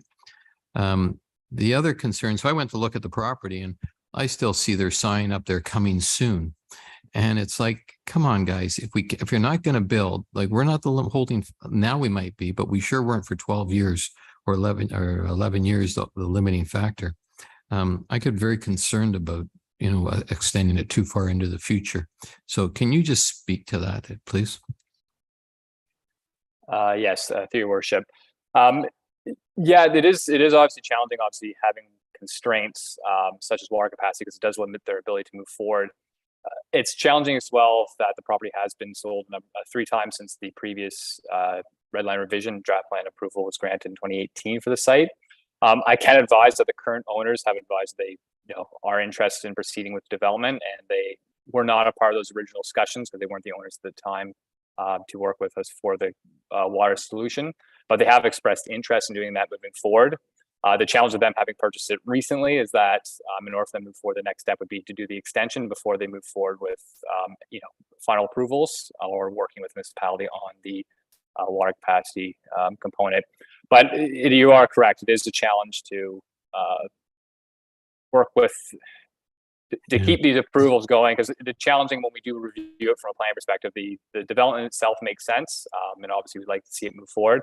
The challenging from municipalities, we aren't the developers, obviously, so we can only proceed and review and approve on what's been submitted to us. So while we'd love to see this had gone forward in 2018, we are in the current situation now in 2023, and then obviously over those years, in addition to servicing capacity originally, it's the water issue that's now running to us. So I'm not sure if I've answered your question, but it's the kind of current circumstance we are in. I just like to bring it out in the open that I don't keep seeing these extensions for all these developers, because they're all land banking and selling. The other question I had on the application, I noticed there was a responsibility of the previous applicants to do the alignment along North Street there. Some of that stuff to me could be started to be done, or do they have to buy more property to do that alignment? I was trying to figure it out, look at when I was at that property sort of thing. Yeah, so that's the Street A alignment. Is that the component? Yeah. So that actually came apart of the review of the current draft plan extension. So that's actually the other draft plan approved subdivision to the north, which is Bridle Park. So they actually share a component of road. So that north-south segment, Street A and Nossauga Station, will connect to the Bridle Park lands. There's been kind of an ongoing issue with the correct alignment of that street. And it was kind of brought forward in the past in 2016 as a part of the initial red line revision application for North Street. And it was discussed at the time that Bridle Park was to align it with the existing North Street approvals. In 2022, Bridle Park did come forward to do a red line revision as well. And at that time, they did do one component of it. So they did reduce the street from a 26 meter down to a 20 meter to reflect the changes in the North Street. But there was, it appears that there was no omission from actually aligning it as well. So there still seems to be an alignment issue. So the responsibility does lie with the owners of the adjacent draft plan approved development to the north, which is Bridle Park. So we will likely be contacting them to advise them of that. However, we just want to ensure that North Street is aware of it and that they will be open to assisting with anything. So providing correct legal information, description or survey information they may have for it, topographical information, just so there's no more confusion with it. But it was not necessarily North Street, it was the error on the developer to the north. But since they are connected, it's something that we did want to bring up in the current extension request, that so everyone's notified of it. Good. Now, that's fine. The other comment you hit on that was sort of an interesting, when they gave approval to reduce the road dimensions to 20 meters, did that include servicing that road as far as curbs and, paths or whatever, and storm water management? Was that included in that requirement or that request? So from what in terms of the road, it's reduction from 26 to a 20 meter? Yes, correct. Yeah, so I understand in 2018 at the time, 2018 was approval, but it was really the initial submission was 2016. So through that time, the engineering department, or the township's consulting engineers at the time, had reviewed that. So originally it was planned to be a collector's road, which did require a minimum width of 26 meters. However, through the review process, it was determined that a local road would be satisfactory to provide the same connection. So it was reduced to 20 meters. However, it's still to a full urban standard as well. So there'll still be curbing and things like that. It just won't be to the 26 meter requirement. That's fine. Like we have the new crossing lights there now at North Street, and they're really good. I think it's something we have to be looking for the sidewalks for the kids walking. There's going to be more and more of them in that community. So hopefully we can, when this all happens, keep that in mind. That's all. Yes, and I believe there is, as a part of the draft plan conditions currently, there is urbanization component of it. So in terms of this frontage along North Street, I believe that they are required to urbanize and provide sidewalk on that segment of it. Good, thank you. All right, thank you very much, Nick. Thank you, Deputy Mayor. Is there any other questions on this extension? Seeing none. Thank you very much, Nick, for this report. I look forward to seeing what comes out of this in the next 5 years on the extension on this North Street property. Okay, members of council, if there's nothing further, I'm prepared to call the motion. All those in favor? That carries unanimous. Thank you. All right. Thank you, planning staff. We're going to move on to several items here from the Public Works Department. Starting with PW 020, winter sand. I'll read the recommendation, look for a mover and seconder. Be it resolved, the Council of the Township of Clearview hereby receive report PW 020-2023, the winter sand tender award for 2023, dated October 16, 2023. And item 1, award the tender for winter sand supply to Devon Vorden Haulage Limited in the amount of $454,994.50. It just says HST included. Okay. Can I have a mover and seconder on the winter sand? Mr. Broderick and Mr. Deputy Mayor. Thank you. Dan, do you have anything you want to add to this? And by the way, mispronounced the guy's name. Help me out. Dyvenvorden. Dyvenvorden. Yeah, I should have asked the deputy mayor. A good Dutchman. Dyvenvorden. Dyvenvorden. Okay. These two reports are Todd Patton's reports. I have been familiar with them, and yeah, the winter sand is always a unique one. Some years you need more sand, some years you need less sand. Depends on the weather, of course, and it is split between 2 budget years as well. So while it's a lot of money, it is spread over sort of 2 budget years. So spread. Yeah. Well done. Sand is spread. So yeah, I'm here to answer any questions council may have. Members of council, any questions to the report? Yes, Mr. MacArthur. So does this total include subsequent top up in the middle of the winter if need, or is this just for our basic fall original supply? Your worship, I would say, yeah, like, so it's a total of 20,000 ton in Stainer. I think about 5,000 in New Lowell.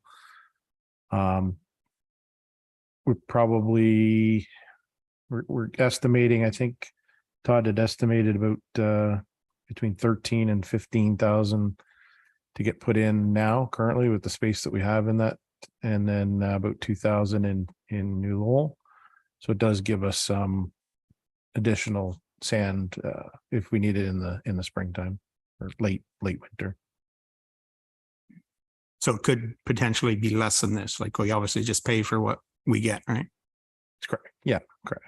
Yeah. If we don't need to top up in the springtime, then we just don't use it, and we. Okay. And just one other comment I had, like, if we look at the tender amounts here, one of our local contractors is within a few dollars really of getting the bid. So I just thinking maybe in the future, when we've had talks on climate initiatives and all this kind of stuff, but when something's close like this, if we knew where each contractor was sourcing their material and how much trucking was involved, whether for the difference in the price, we could look at climate change and say, well, our local guy won't be trucking the stuff as far, so maybe it'd be worth them a few extra dollars just as a climate change initiative. So I just thought I'd make that comment. Thanks. All right. Thank you very much. That's a good comment. Certainly something we can consider if we want to make a policy change to how we do tenders for this type of work. Good. Members of council, is there nothing further? All right. We've got a mover and seconder. I'm prepared to call the motion. Those in favor? That carries unanimous. Thank you very much. Council, we're going to move to PW 021, Pretty River Road Winter Maintenance Agreement. Okay, recommendation be it resolved. Council of the Township of Clearview hereby receive report PW 021. It's the Pretty River Road Winter Maintenance Agreement dated October 16, 2023. And item 1, that a bylaw authorizing the mayor and clerk to execute the Pretty River Road Winter Maintenance Agreement with the town of Blue Mountains be presented at the October 16, 2023 meeting. Mover and seconder, please. Councillor Deneen, Councillor Walker, thank you so much. Dan, you want to speak about this? This is a new thing for us, if I'm not mistaken. Thank you, Worship. Typically, when we do a road maintenance agreement, it's with a boundary road. So we have dual ownership of a boundary road, and we would offset one another's maintenance in the summer and the winter. This one's a bit of a different one. Grey Highlands. So it's a road that's in the town of Blue Mountain that it takes them a long time to get to because it's kind of sort of not on the beaten path for them. So Grey Highlands had completed the winter maintenance on that road for many years. They advised the town of Blue Mountain they didn't want to do it anymore. They asked us. We consulted with our operations staff, and they advised that it would not take that much time out of the day, that they're going down that way anyway. They do the town line down there. So a tour up there and back is I think it said add about a half an hour to their route, which in the grand scheme of things is not a lot. we do have to patrol it, so that there is some cost in doing that. And they're looking at reimbursing us, and we'll monitor how much time it takes and how much effort it takes. But I think the schedule is in the draft agreement. I think starting at about $15,000. So we'll monitor that year over year as well. Okay. Members of council, is there any questions to Dan? Oh, yes, go ahead, Paul. Dan, I know those roads, do we have to make any turnarounds or anything? Because the town lines are dead ends. Stops and starts 3 times or whatever, 4 times. Do you see us having to go in? I mean, as a truck driver, I know what it's like to turn around in the middle of a snowstorm and not know where you're going or doing so. Yeah, through your worship, that will be the challenge up there, right? For the 2 dead ends on the town line, and then have to go up Pretty River Road, have to turn around up there at the end, and yeah. So just review it in good weather.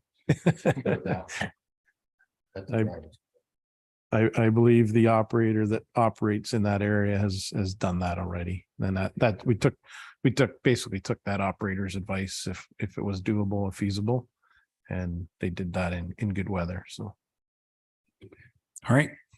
Well, certainly we can enter into this agreement, I would suggest, and then we can report back in a year's time on how the operators were able to fulfill those responsibilities, and see if there's any challenges that we can work with our folks at the town of Blue Mountains, and perhaps even consult with the people at Grey Highlands, because they have spent many years doing it too. So, all right.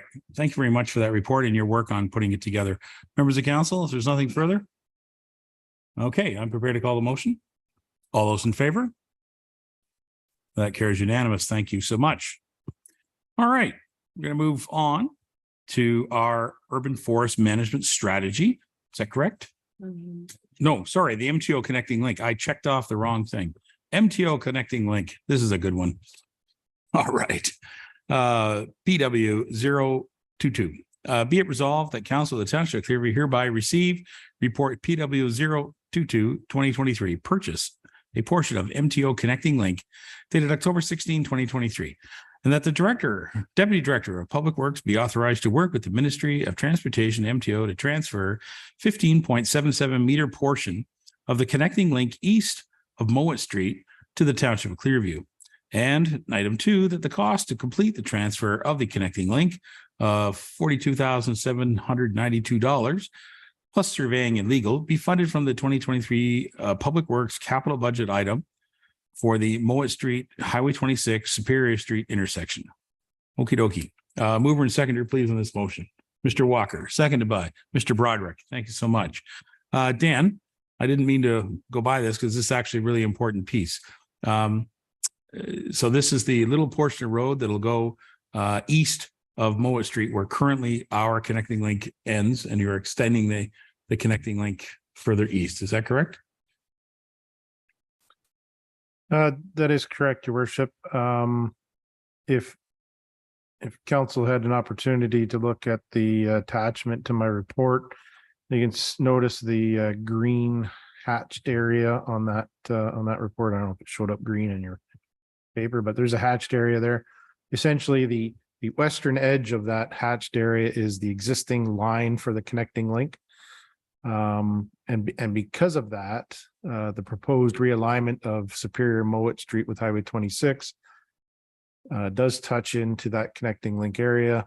MTO has much more strict design requirements for an intersection under their jurisdiction, we'll call it. So there was a lot of back and forth, a lot of challenges on how to design that properly, appropriately. And it was proposed then to just take them out of the connecting link. The $45,000 is probably save quadruple, amount of money that to meet the requirements of the MTO. So it was put forward to purchase that and transfer it to the municipality as part of the connecting link agreement. This is kind of a first stage. I think there's a couple of steps that we may report back to council on in the future, as far as the official transfer and official connecting link agreement changes. But this is just an initial step in getting council support for moving that over. Okie dokie. Thank you. Members of council, any questions? Yes, go ahead, Deputy Mayor. Dan, with that, I mean, we've been talking about that realignment. Will they be 90 degrees, these realignment? Will we have lights there eventually? Give us a hint on what we could eventually see, because right now they're on a more than 90-degree angle to each other. And I don't know down a highway like that's the best way. Yeah, thank you, Deputy Mayor, through the mayor. There is no warrant yet for signalization of that intersection. The signalization will come further east at Grand Trunk Road, where it intersects with the hub. That's not shown on here, but it's a feature. So with this realignment, there is no proposal for signalization. It'll be stop control on the north and south side with some turning lanes built in. But depending on future traffic generation, perhaps further north on Mowat Street, that's probably where it's going to generate from. So who knows, in the future, it might require signals there. But are we going to see, are we trying to get the roads to line up perfectly as a alignment, or are they going to be offset? As best as they will align as best as possible. They will come in at a skew at Highway 26, but they'll align with one another, if that makes sense. So I just see what we're having to go through now that Phillips Street's been closed and we're using Cherry Street, and when you don't have a 90-degree intersection. I just think of Sunnydale Road. I think of all these non-90-degree intersections we've had problems with, and I sure hope we can do whatever we can to make it 90 degrees. So anyways, that's just my comment for the future. it will improve. We're attempting to do that in other areas as well at Brock and Huron. It's those offset that are really a pain. If they align at least one to one another, makes that turning movement a lot better. And it's all in the layout of the community. Generations ago, these angled streets were all the thing. Fair enough. All right. Anything further on this? Good luck, Dan, if you keep us up to date on how that progress is and how that project moves ahead. Certainly residents are very interested in that corner. If there's nothing further, I'm prepared to call a motion. All those in favor? That carries unanimous. Thank you. Now we're going to talk about the urban forest management strategy. Recommendation, be it resolved that Council of the Township of Clearview hereby receive report PW023, Urban Forest Management Strategy dated October 16, 2023. And item 1, that Council considers allocating funds in the 2024 Public Works operating budget from the Tree Canopy Reserve to implement components of the Urban Forest Management Strategy. Okay, can I have a mover and seconder? Mr. Broderick, seconded by Mr. Walker. Thank you so much. Dan, you're asking for us to put this in the 2024 budget discussions, which is fine. And I would only caution that, council, of course, will approve the entire budget eventually. And so this is just one of the items that we'll talk about in the strategy, correct? That's correct, Your Worship. And this has been some time coming from my desk to council. It was an initiative, I believe, in 2021, I believe, that has taken some time to get in front of council. The tree canopy reserve was established in the 2021 budget, and not much has been used from it. So, possibly utilizing some of that budget to implement some of these strategies as far as continuing to mitigate risk as far as removal of some hazardous trees over and above what our existing budget is in operations, but also renewing the canopy perhaps in certain locations. So that this management strategy will assist us in doing that. Thank you very much. Members of council, any questions about the strategy, proposing putting it forward for budget discussions? Nothing? All right. I really look forward to this, Dan. I appreciate, and just a heads up to all the senior managers. I appreciate getting a little bit of a heads up prior to budget discussions to know what type of items our staff are thinking of. So thank you for that. Did you have something you want to ask? Are you concerned?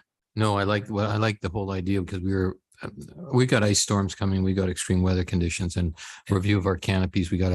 I think we almost have to go one step further. Like we've talked about Creemore, we talk about Stainer. Yeah. We got to look at all the other communities as well. Oh, for sure. And I don't know, Dan, and maybe at some point in time, I got requested this week, do we have to respond? Do we have a tree cutting bylaw, for instance? There's so much of this we're going to have to deal with going forward. So it's a great first step, but keep it in mind that if you think there's something we have to go further with, we're looking at our green energy initiatives and all our things like that and global warming. But we've got trees that are going to cause us significant damage on our hydro services, our utility services, if we don't deal with them. So you're on the right track. So thank you. Well done. If I may, Your Worship, just to respond on that I have had that discussion with the Davy Resource Group when they did this inventory. Yeah. They do have the ability and we can set kind of perimeters on our rural roads and our rural communities. On providing further inventory to capture it kind of all. It's a bit more difficult on every road in the municipality to identify sort of each tree, but maybe it's more of a hazardous tree inventory than a sort of a renewal type inventory. I used the analogy, and I can't remember what year the ice storm was in Ottawa, but whether it was 2002 or whatever. And I use our neighbors to the south, being the township of Malmer, as a typical example. I knew the road superintendent down there. They were not allowed to cut trees until people were without hydro for 5 days. So if we have a plan in place, we have to go forward with it. I got great comments when whoever pruned the trees on Centerline Road, right by Warrington Road. What a good comment, and for people's visibility, it's safety, it's things we have to deal with. So anyways, continue on. Thank you. Nothing further from members? My comment, as always, about trees is that trees, you really have to look at them with the lens to understand that trees are a renewable resource. That trees are not here forever, but they get renewed. And that's why they need to be replaced. Sometimes you have to cut down the old heritage trees because it's time. Sometimes you have to replace them and plant 3 and 4 more. And organizations like the Lions Club in our community who put in 150 trees on the 150th anniversary is a great example of people planting trees ahead of time to think about the future. And so I think it's great, but keep in mind, all trees are renewable. They're very renewable. So we have to keep that in mind. Council, there's nothing further. I'm prepared to call the motion. All those in favor? That carries unanimous. Thank you so much. All right. Moving on. We got one more piece of roadway that needs to be transferred. 40 years ago, there was a road in New Lowell that needed to be transferred. Be it resolved that Council of the Township of Clearview hereby receive report PW 024/2023, transfer of roadway to the County of Simcoe, dated October 16, 2023. And item 1, that the mayor and clerk be authorized to execute the transfer documents to transfer a portion of County Road 9 adjacent to the New Lowell Fire and Public Works Building to the County of Simcoe. Can I have that moved by Mr. Beeland? Thank you, sir. Can I have it seconded by Mr. MacArthur? Thank you, sir. Dan, do you want to speak about this? Hey, Your Worship. A bit of a interesting one as time has gone on here. We started the process to do a site plan review or site plan submission, I guess, for our new building that's close to being complete down New Lowell. And a part of the county review is they required a 5.25 meter road widening on the township portion of the property. So we initiated that with our local surveyor, and he went and surveyed that, created a reference plan. And when they searched the title to start creating that transfer of the widening to the County of Simcoe, we found out that we actually own County Road 9 in that portion, Creemore Road, I think it was called at one point in time. So not only do we need to transfer the widening to the County of Simcoe, we also need to transfer County Road 9 to the County of Simcoe. So Just to be clear, it's that portion yeah, It's, sorry, a portion between between the tracks railroad and tracks and County Road 10. yeah. So there's a portion that's was So- never surveyed and never actually transferred. It was never officially legally transferred Border score and from- 40 years from ago. Yeah, the township of exactly. Sunnydale to I know. to the County of Simcoe. So You know, it's surprising, isn't it? The files that we find in our previous municipalities of how things just didn't connect in the past. So interesting. it's again, a bit of a more of a formality, but legal formality and authorization needed for the mayor and clerk to authorize that. So once that's complete, Okay. we'll send it off to our solicitor. All right. I'll ask Mayor Curry and Clerk Bob Campbell to sign it. How would that be? Okay. Council, if there's any further questions on this very important document, thank you. The clerk and I will get our quills out. All those in favor? That carries. All right. Thank you for the housekeeping on that. That's good. All right, council, we do have a quick update from the youth center. I do have a recommendation in front of us, but before we do that, I'm going to call upon Courtney Rogers if she'd like to come forward and we'll acknowledge the work that she's been doing. And then we have the report for information here. So Court, would you like to come forward and Dan, hang on a second. Terry's motioning to Courtney. Courtney's okay. Everyone, if you don't know, this is Courtney Rogers. She's doing a great job as our youth coordinator. How are you? I'm good. Thank you. How are you? Good. Good evening, Your Worship and members of council. I'm here just tonight to give you a great update, which you've already heard, but just for the public as well, that we were chosen as the charitable cause for the 100 Women Who Care organization out of South Georgian Bay. So they meet 4 times a year. It's a membership base of over 200 women who donate $100 4 times a year. And in order to be chosen to present, you have to find a current member and get a nomination, which I was able to do over 6 months ago. And we sat in kind of the bucket and we were chosen. I got about a week's notice to put together a pitch. And I went, that was just over 2 weeks ago now, to present, and we were chosen that night. And there were 2 other, like I said in my speech to the women that night, it's a hard decision. All the charities were, extremely, worthy. And I just, I spoke to the programming that we're doing and the program that we hope to do. So we were chosen that night. So the tally hasn't come in quite yet. It depends on how many give. It's not a guaranteed number, but it'll be roughly $20,000, which is really exciting for a 5-minute speech to walk away with that for our youth center. And the money is intended to support food security, as a lot of the conversations I've listened to tonight on homelessness, on, a lot of things, we are seeing that. And I've really seen that in the last year really increase food security, and a lot of youth and their families who are in crisis and are really struggling a lot. So this money is going to go to support cooking classes. We are already holding 1 shop and cook class, but it just isn't enough. And the youth are really asking for more from us. So by getting this money, it doesn't have to be a budgetary money, which is really excellent as well to help us expand those programs. So we're also going to be working with the food bank. So I met with them last week, and I'm going to be meeting with the high school tomorrow. And the idea was, the pitch was help us help our community. And so we're going to be helping the food bank this year with to integrate something into their 65 Christmas hampers or holiday hampers. We are going to provide them with 50 pairs of work socks, because that was one of their top needs. It's not food security, but it is helping our community.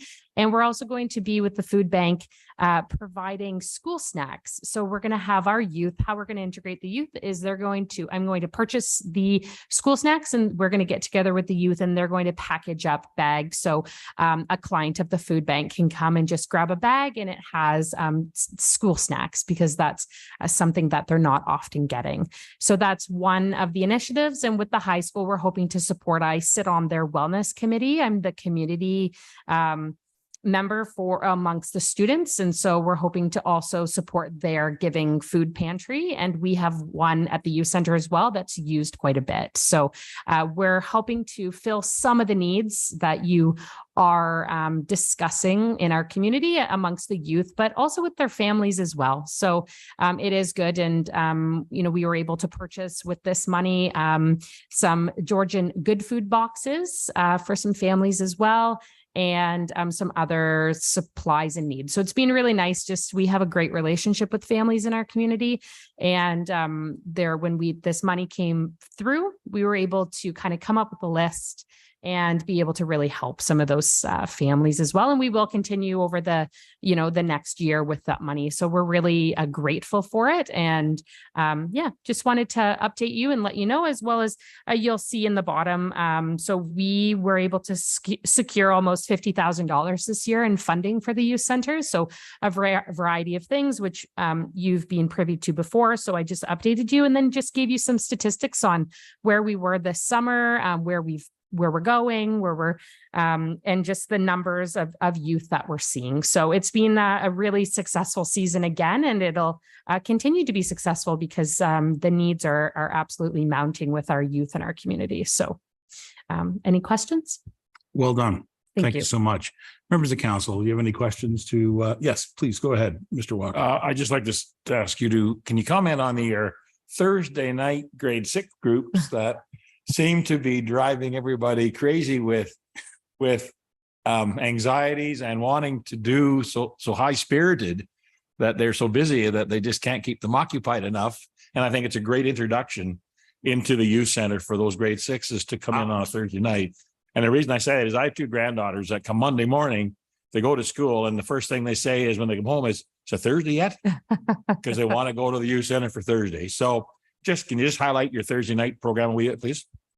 For sure. And you know what, I definitely have to say something really great happened this September, which is I think it's a really excellent thing to not just the work that I do, but the work of my team as well, because we have Carson and Felicia who work there, and these young people are just so connected with them. And, it is really a team effort. And so so Thursdays, we actually, because of last school year, we actually had to shut down Thursdays to only grade 6s. So we had to limit the age because it was just, the energy levels, the excitement was just a little too much for 2 or 3 of us to handle. And so an ode to the great things that we're doing is we don't really advertise. Let's say in the community, we have our social media pages. It's a lot of word of mouth. And the first day back, on that first Thursday, there was 20 grade 6s who walked through the door, and they were siblings they heard at school, their friends, they are literally knocking on the door the day they go into grade 6, because they know they can come in at that point, but only Thursday nights right now. Last Thursday, there was over 20 grade 6s as well. And they love it. They're so excited. They're so happy to be there. And I could honestly say every week I get parents who are asking for us to serve those younger youth as well. So I hope that comes in the future. And as you can see, it's obviously the appetite and the excitement, and they're such a fun group, those younger ones. And actually, just recently it just ended. One of the grants we got was for the girls and women in sport. And we were able to run a lawn bowling program as well as a girls and gender diverse only fitness program, which we're running just out of the arena actually. And that served ages 9 and up. And that was, it sold out really quickly as well. So through these grants, we've been able to kind of expand that reach into those grade 6s, those grade 5s. They're so disappointed when we turn them away and we say, you're just not quite old enough yet. So, but it's a lot of fun if you want to, have your youth, back, come and hang out on a grade 6 night because they make me young. Remember that Thursday nights in Stainer has a lot of things going on. Yes. They sure do. So that's great. Terrific news. Anything else from members of council? And then I'm going to read the recommendation. Nothing? Oh, yes, go ahead. Courtney, I just want to congratulate you. We were over, the council was over for your fundraising barbecue. Yeah. And for those who have never been through the building and seen the engagement of the kids, it was phenomenal. And it was really nice that night. I went up to all the businesses, or I will say the community support teams there, and introduced myself to say, hey, thank you for doing what you're doing for the kids. So thank you. Oh. Excellent. Excellent. Okay. Well done. Thank you very much, Court. Keep us up to date. Will do. Well Thank done. you. Council, be it resolved that Council of the Township of Clearview hereby receive report PCR 017-2023, the Youth Center update dated October the 16th, 2023, for information. Moved by Mr. Walker, seconded by the Deputy Mayor. And that would be all, unless there's anything else you want to add. Okay, all those in favor? And that carries unanimous. Thank you again. Outstanding. Okay, we're going to move on to legislative services. We want to have to do a little work here for our hall boards. So I've got a recommendation here. I think the clerk wants to speak to it briefly. Be it resolved, the Council of the Township of Clearview hereby receive report LS 025, removal of 3 hall board members dated October 16, 2023. And item 2, that council direct staff to amend bylaw 22-101, the appointment bylaw, to remove the following members: Roz St. Clair from the Duntroon Hall Board, Jennifer Whiteley from the Evening Hall Board, and Fran Somerville from the Sunnydale Hall Board. Can I get a mover and seconder, please? Ms. Deneen, Mr. Walker, or Mr. Beelan, sorry. And thank you. I'd just like to comment quickly before anybody jumps to conclusion. These folks are all stepping down from the board, and we just have to technically remove them from the board so that their responsibility gets taken away and they don't have to feel obligated. Is that right, Madam Clerk? Thank you, Your Worship. That's correct. All 3 of these members have talked to the township, and they can no longer commit the time to be on that board. So they've provided their resignations. So just a technicality, we just need to take them and remove them from the bylaw. After this meeting, we'll be sending them follow-up letters, thanking them for the commitment that they have made to the board in the past. And just to reiterate, we don't have to go out and look for new members, because this is actually getting them in line with council policy, bring them down to that 7 maximum membership that we're looking for our boards and our committees. Okie dokie. Thank you very much, Madam Clerk. No questions. All right. And I'm prepared to call the motion. Okay. All in favor? And that carries unanimously, and it will be unanimous support on the behalf of our volunteers. Thank you very much for your service. Okay, council, we will move to a very important item, which we've all been waiting for. This is the strategic plan priorities, a little bit of an update. So there's a long recommendation. I'm going to read this, and we're going to go to the CAO. I'll have some comments as well, and then we can have an open discussion.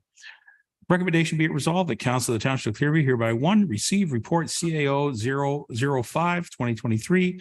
It's the Clearview Township Strategic Plan Priorities dated October 16, 2023. Item 2, that Council approve the 5 priorities stemming from the Strategic Plan Workshop on October 4th, 2023, as presented in Appendix A to this report. And item 3, that Council direct the CAO to work with senior staff and managers to identify initiatives that will be carried out that are specific to the priorities approved by council. And item 4, that the CAO report progressively back to council with the recommended initiatives for their consideration. Moved by the Deputy Mayor, seconded by Mr. MacArthur. Thank you so much. Again, this is a very important thing. We did hear about it a moment ago, and we were talking in our ward reports about the work that council and senior staff did. I'm going to go to the CAO. He'd like to highlight some of the items in there, and then he's going to throw it back to me to highlight some other. Mr. CAO, John, go right ahead. Thank you, Your Worship. Just to give the public a bit of background, we originally went out in readiness to using the 5 capitals as a lens to look at the community.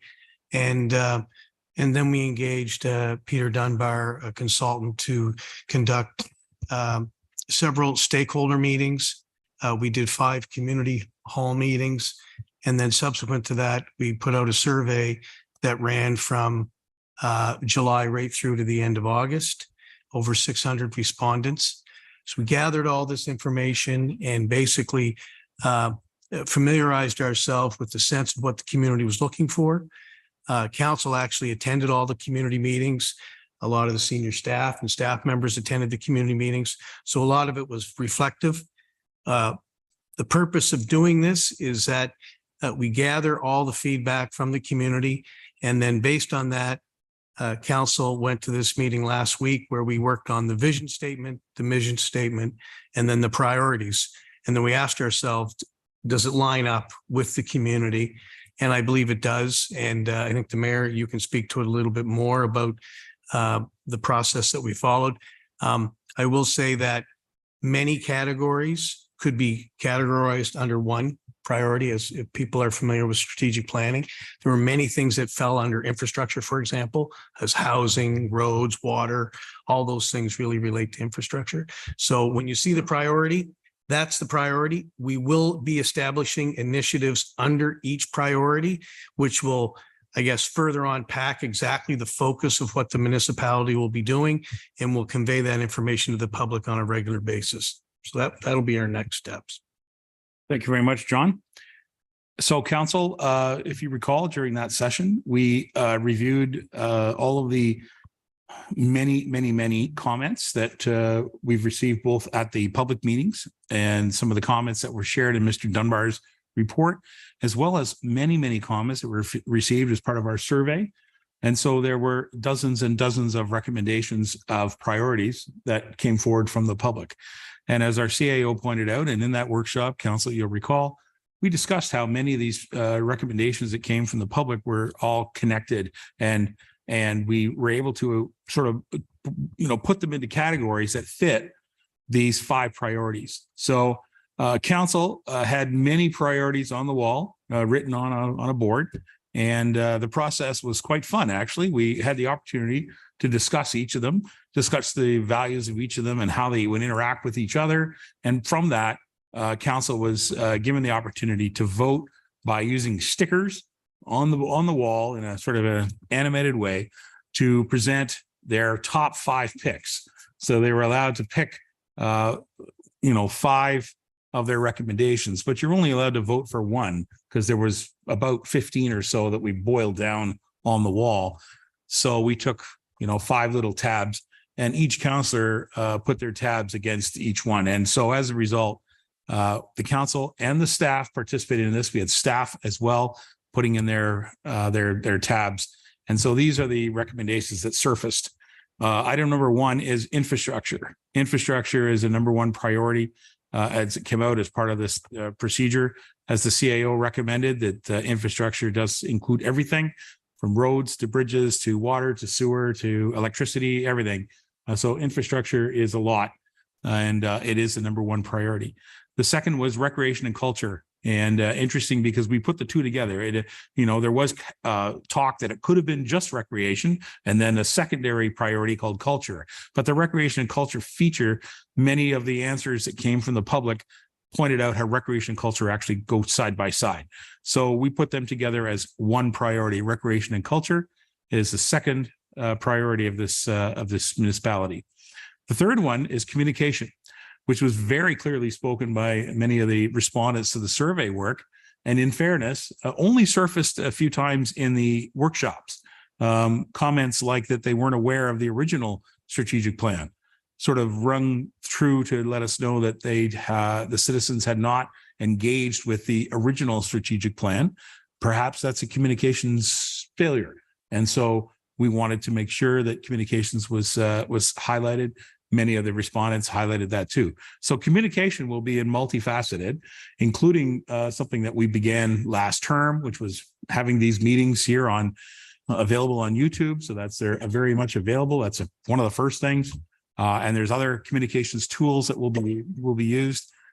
Video was one of the things that came up several times. And so, I can tell you, I've got a little bit of background on that. So I'm happy to see that we're going to be able to do a little bit of that, and we'll see what we can do.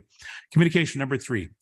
The number 4 priority popped forward very clearly was climate and how climate interacts with this municipality, how all of our citizens need to be aware that climate change is happening, and how we as a municipality can help to protect persons and properties by making strategic decisions, capital decisions, and actions that are supportive of protecting property, protecting people, and also protecting our environment.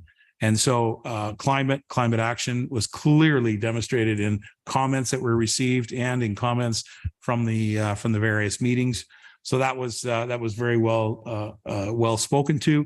It did surface as the number 4 priority, and so I'm sure it'll be part of our discussion for sure. And the last item that came up, which surfaced with just enough votes to show that it was a very important, and that is to support our core businesses. Our core businesses across our municipality were clearly identified as agriculture. And agriculture, of course, has evolved quite a bit. Even this council has several people that have been involved with agriculture on it today. Councils of the past have had many agricultural persons who are involved in agricultural activity. And so agriculture is all around us. And it was identified as the core business. However, it's not identified as the only business that's related to agriculture, because we have other businesses in our community that are very much reliant upon agriculture. And so a really good example, of course, is Creemore Springs Brewery, the natural water that comes out of here, the some of the products, hops and so on, that are grown to make the brewery work. Reinhardt Foods, for sure, is a representative of how agriculture supports the businesses that are operating and the products that are produced that are Reinhardt Foods. There are other areas in agriculture, even like Steer Enterprises is a good example of agricultural work, because you can't do any of the agriculture without this equipment and machinery. So they're all interconnected. And so one of the priorities, the last priority that came up, core business of agriculture, needs to be highlighted in our strategic plan. And so council heard from the public in the survey work. We've heard from the public in our meetings, in our workshop sessions, and certainly the many individuals that Mr. Dunbar interviewed that produced his document, which was very full of information, gave us the opportunity to come up with these 5 priorities. I'll quickly review so you have them all. Again, it's infrastructure, recreation and culture, communication, climate, and our core business of agriculture are the 5 priorities that council from the workshop came forward, and that's what's in this report. I'm going to put it back to the CAO. Mr. CAO. Thank you, Your Worship. And I guess I'll convey the vision statement that had been produced from the meeting. So the vision statement of Clearview Township is: Clearview Township envisions our community joined together to grow and prosper for today and generations to come. And the mission statement: Clearview Township will plan with our community to enhance our local environment and economy through improved communication and innovation. We will build new infrastructure to support more housing and outdoor spaces through sustainable growth while protecting our agricultural nature. We will embrace our lifestyles, culture, recreation opportunities, and welcome visitors and newcomers. We will enhance our working and living environment for citizens and businesses. Mayor Measures mentioned the key priorities, and just to reiterate, the next steps are to establish the initiatives that'll be recommended to council. And in the recommendation, that direction, if voted upon, council will be implemented. That's basically the summation of the mission and vision exercise that we went through last Wednesday. Very good. Thank you so much. Members of council, do you have any comments you'd like to add to this discussion before we go to a vote? I tell you what, it was a very loud session. We had good conversation, didn't we? And with the senior managers too. They were terrific to participate. So we had a lot of good discussion. We certainly did. Thank you for all your comments, by the way, during the ward reports about that, because it really was a very good session. And I thought it was very well handled and managed. And so thanks to John Ferguson, our CAO, for, basically struggling through, because he had a rotten cough that day. You stood away from us all, and I appreciate that. I didn't catch it, so that's great. But it was well worth the exercise.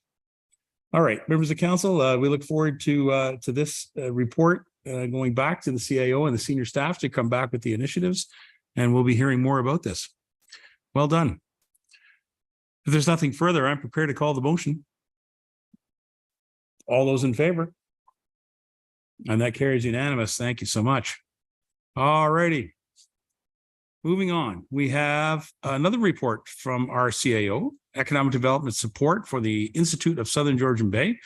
And it says, be it resolved that Council of the Township of Clearview hereby support or hereby receive report CAO 006-2023 Economic Development Support for the Institute of Southern Georgian Bay, dated October 16, 2023 for information. And can I have a mover and seconder on this EDC report? Where am I? Mr. Deputy Mayor and Mr. Broderick. Thank you so much. Mr. Ferguson, would you like to comment on this? Yeah, thank you, Your Worship. I'm just reloading my computer here to that item. Yeah, I know you were looking at the other. It's good. Mainly this is really about an affordable housing initiative, which from an economic perspective makes it more viable for people that, especially in the support industry, to bring more people into our communities that are closer to their work and they can afford appropriate housing. And the request was for $10,000, and under the economic development budget, we have 50. And I thought this would be a good economic development project, so I've recommended $10,000 to be advanced based on their request when they presented. Was it in July or August? I can't remember. June? June Okay. Even. Gosh, this Few number months just back. gone by. And so Rosalind has been staying in touch with me to make sure I'm staying on top of this. And so I told her it would be coming to this meeting in October. So All right. glad to see her here. Thank you so much. Mr. CAO, members of council, any questions on this? No? Yes, no? Okay. Yes, go ahead. Question to the CAO. This is a one-time contribution and not a membership. It is strictly to support their initiative for. That's correct. This is a one-time grant. We're not a partner or a member of some of the initiatives. Some of the initiatives may involve land that the organization is working on, and that's fair game. But we have to make sure that we stay neutral when land is mentioned, because it could come back to this council in a quasi judicial role. So we support, the direction that you want to go in, but we stay neutral when it comes to land or the lobbying for certain types of land to be protected, because this council would have to hear it as a quasi judicial body. That's the main reason.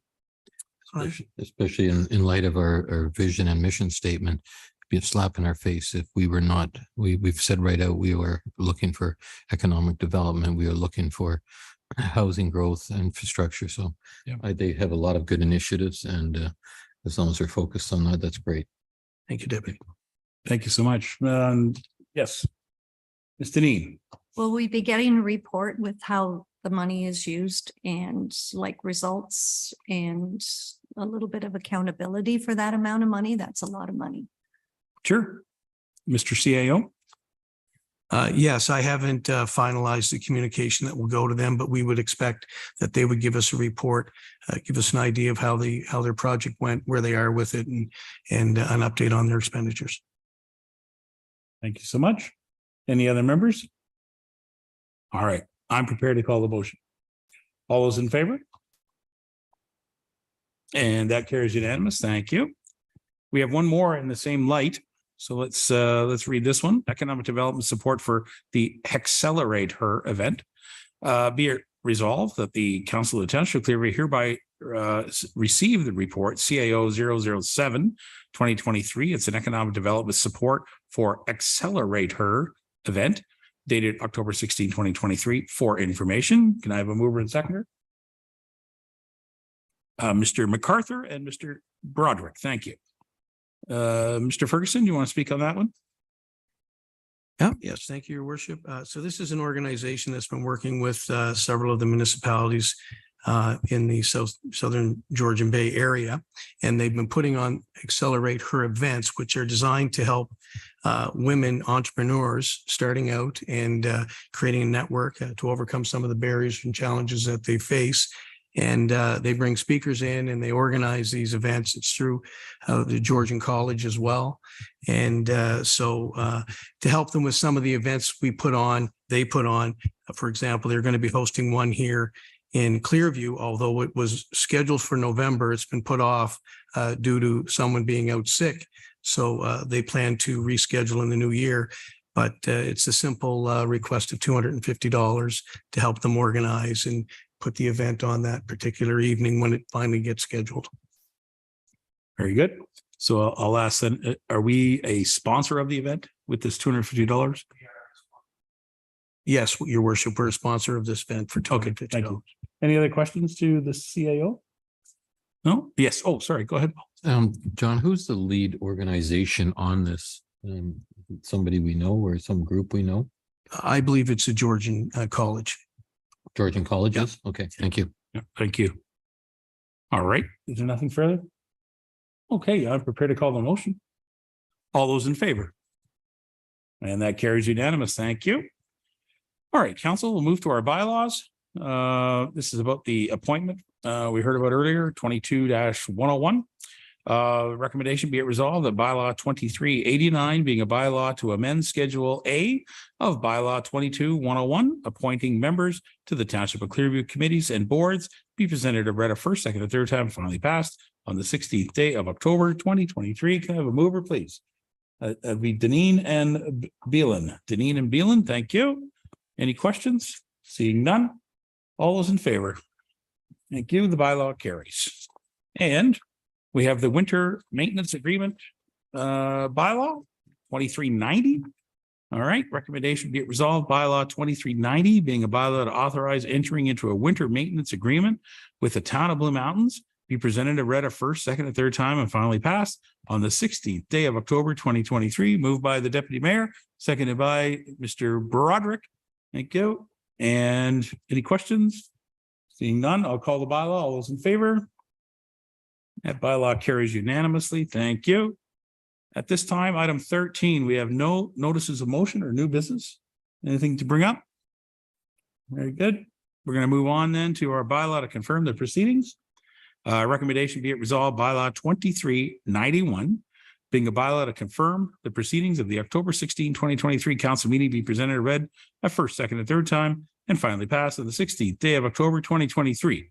Moved by Deputy Mayor, seconded by Mr. MacArthur. Thank you. Nothing? All those in favor? Bylaw carries. Thank you very much. Our notice, or our motion to adjourn, and the time is 7:56. Now, just before we run, before I call for this motion, I just want to acknowledge to members of council that it has been 1 year on October 24th of your elections. Remember, I was acclaimed, so I appreciate the fact that you guys were all elected 1 year ago.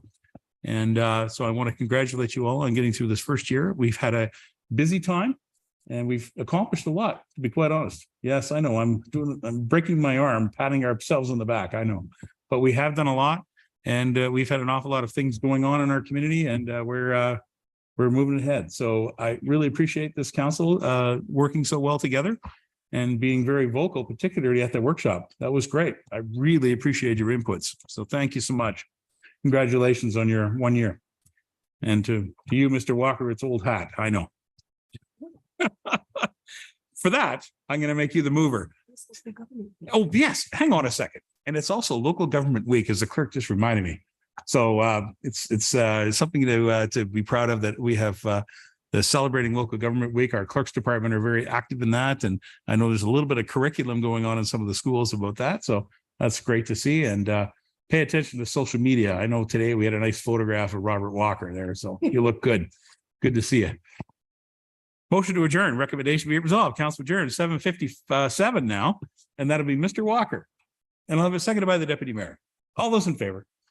And we adjourn. Thank you very much. Have a great evening.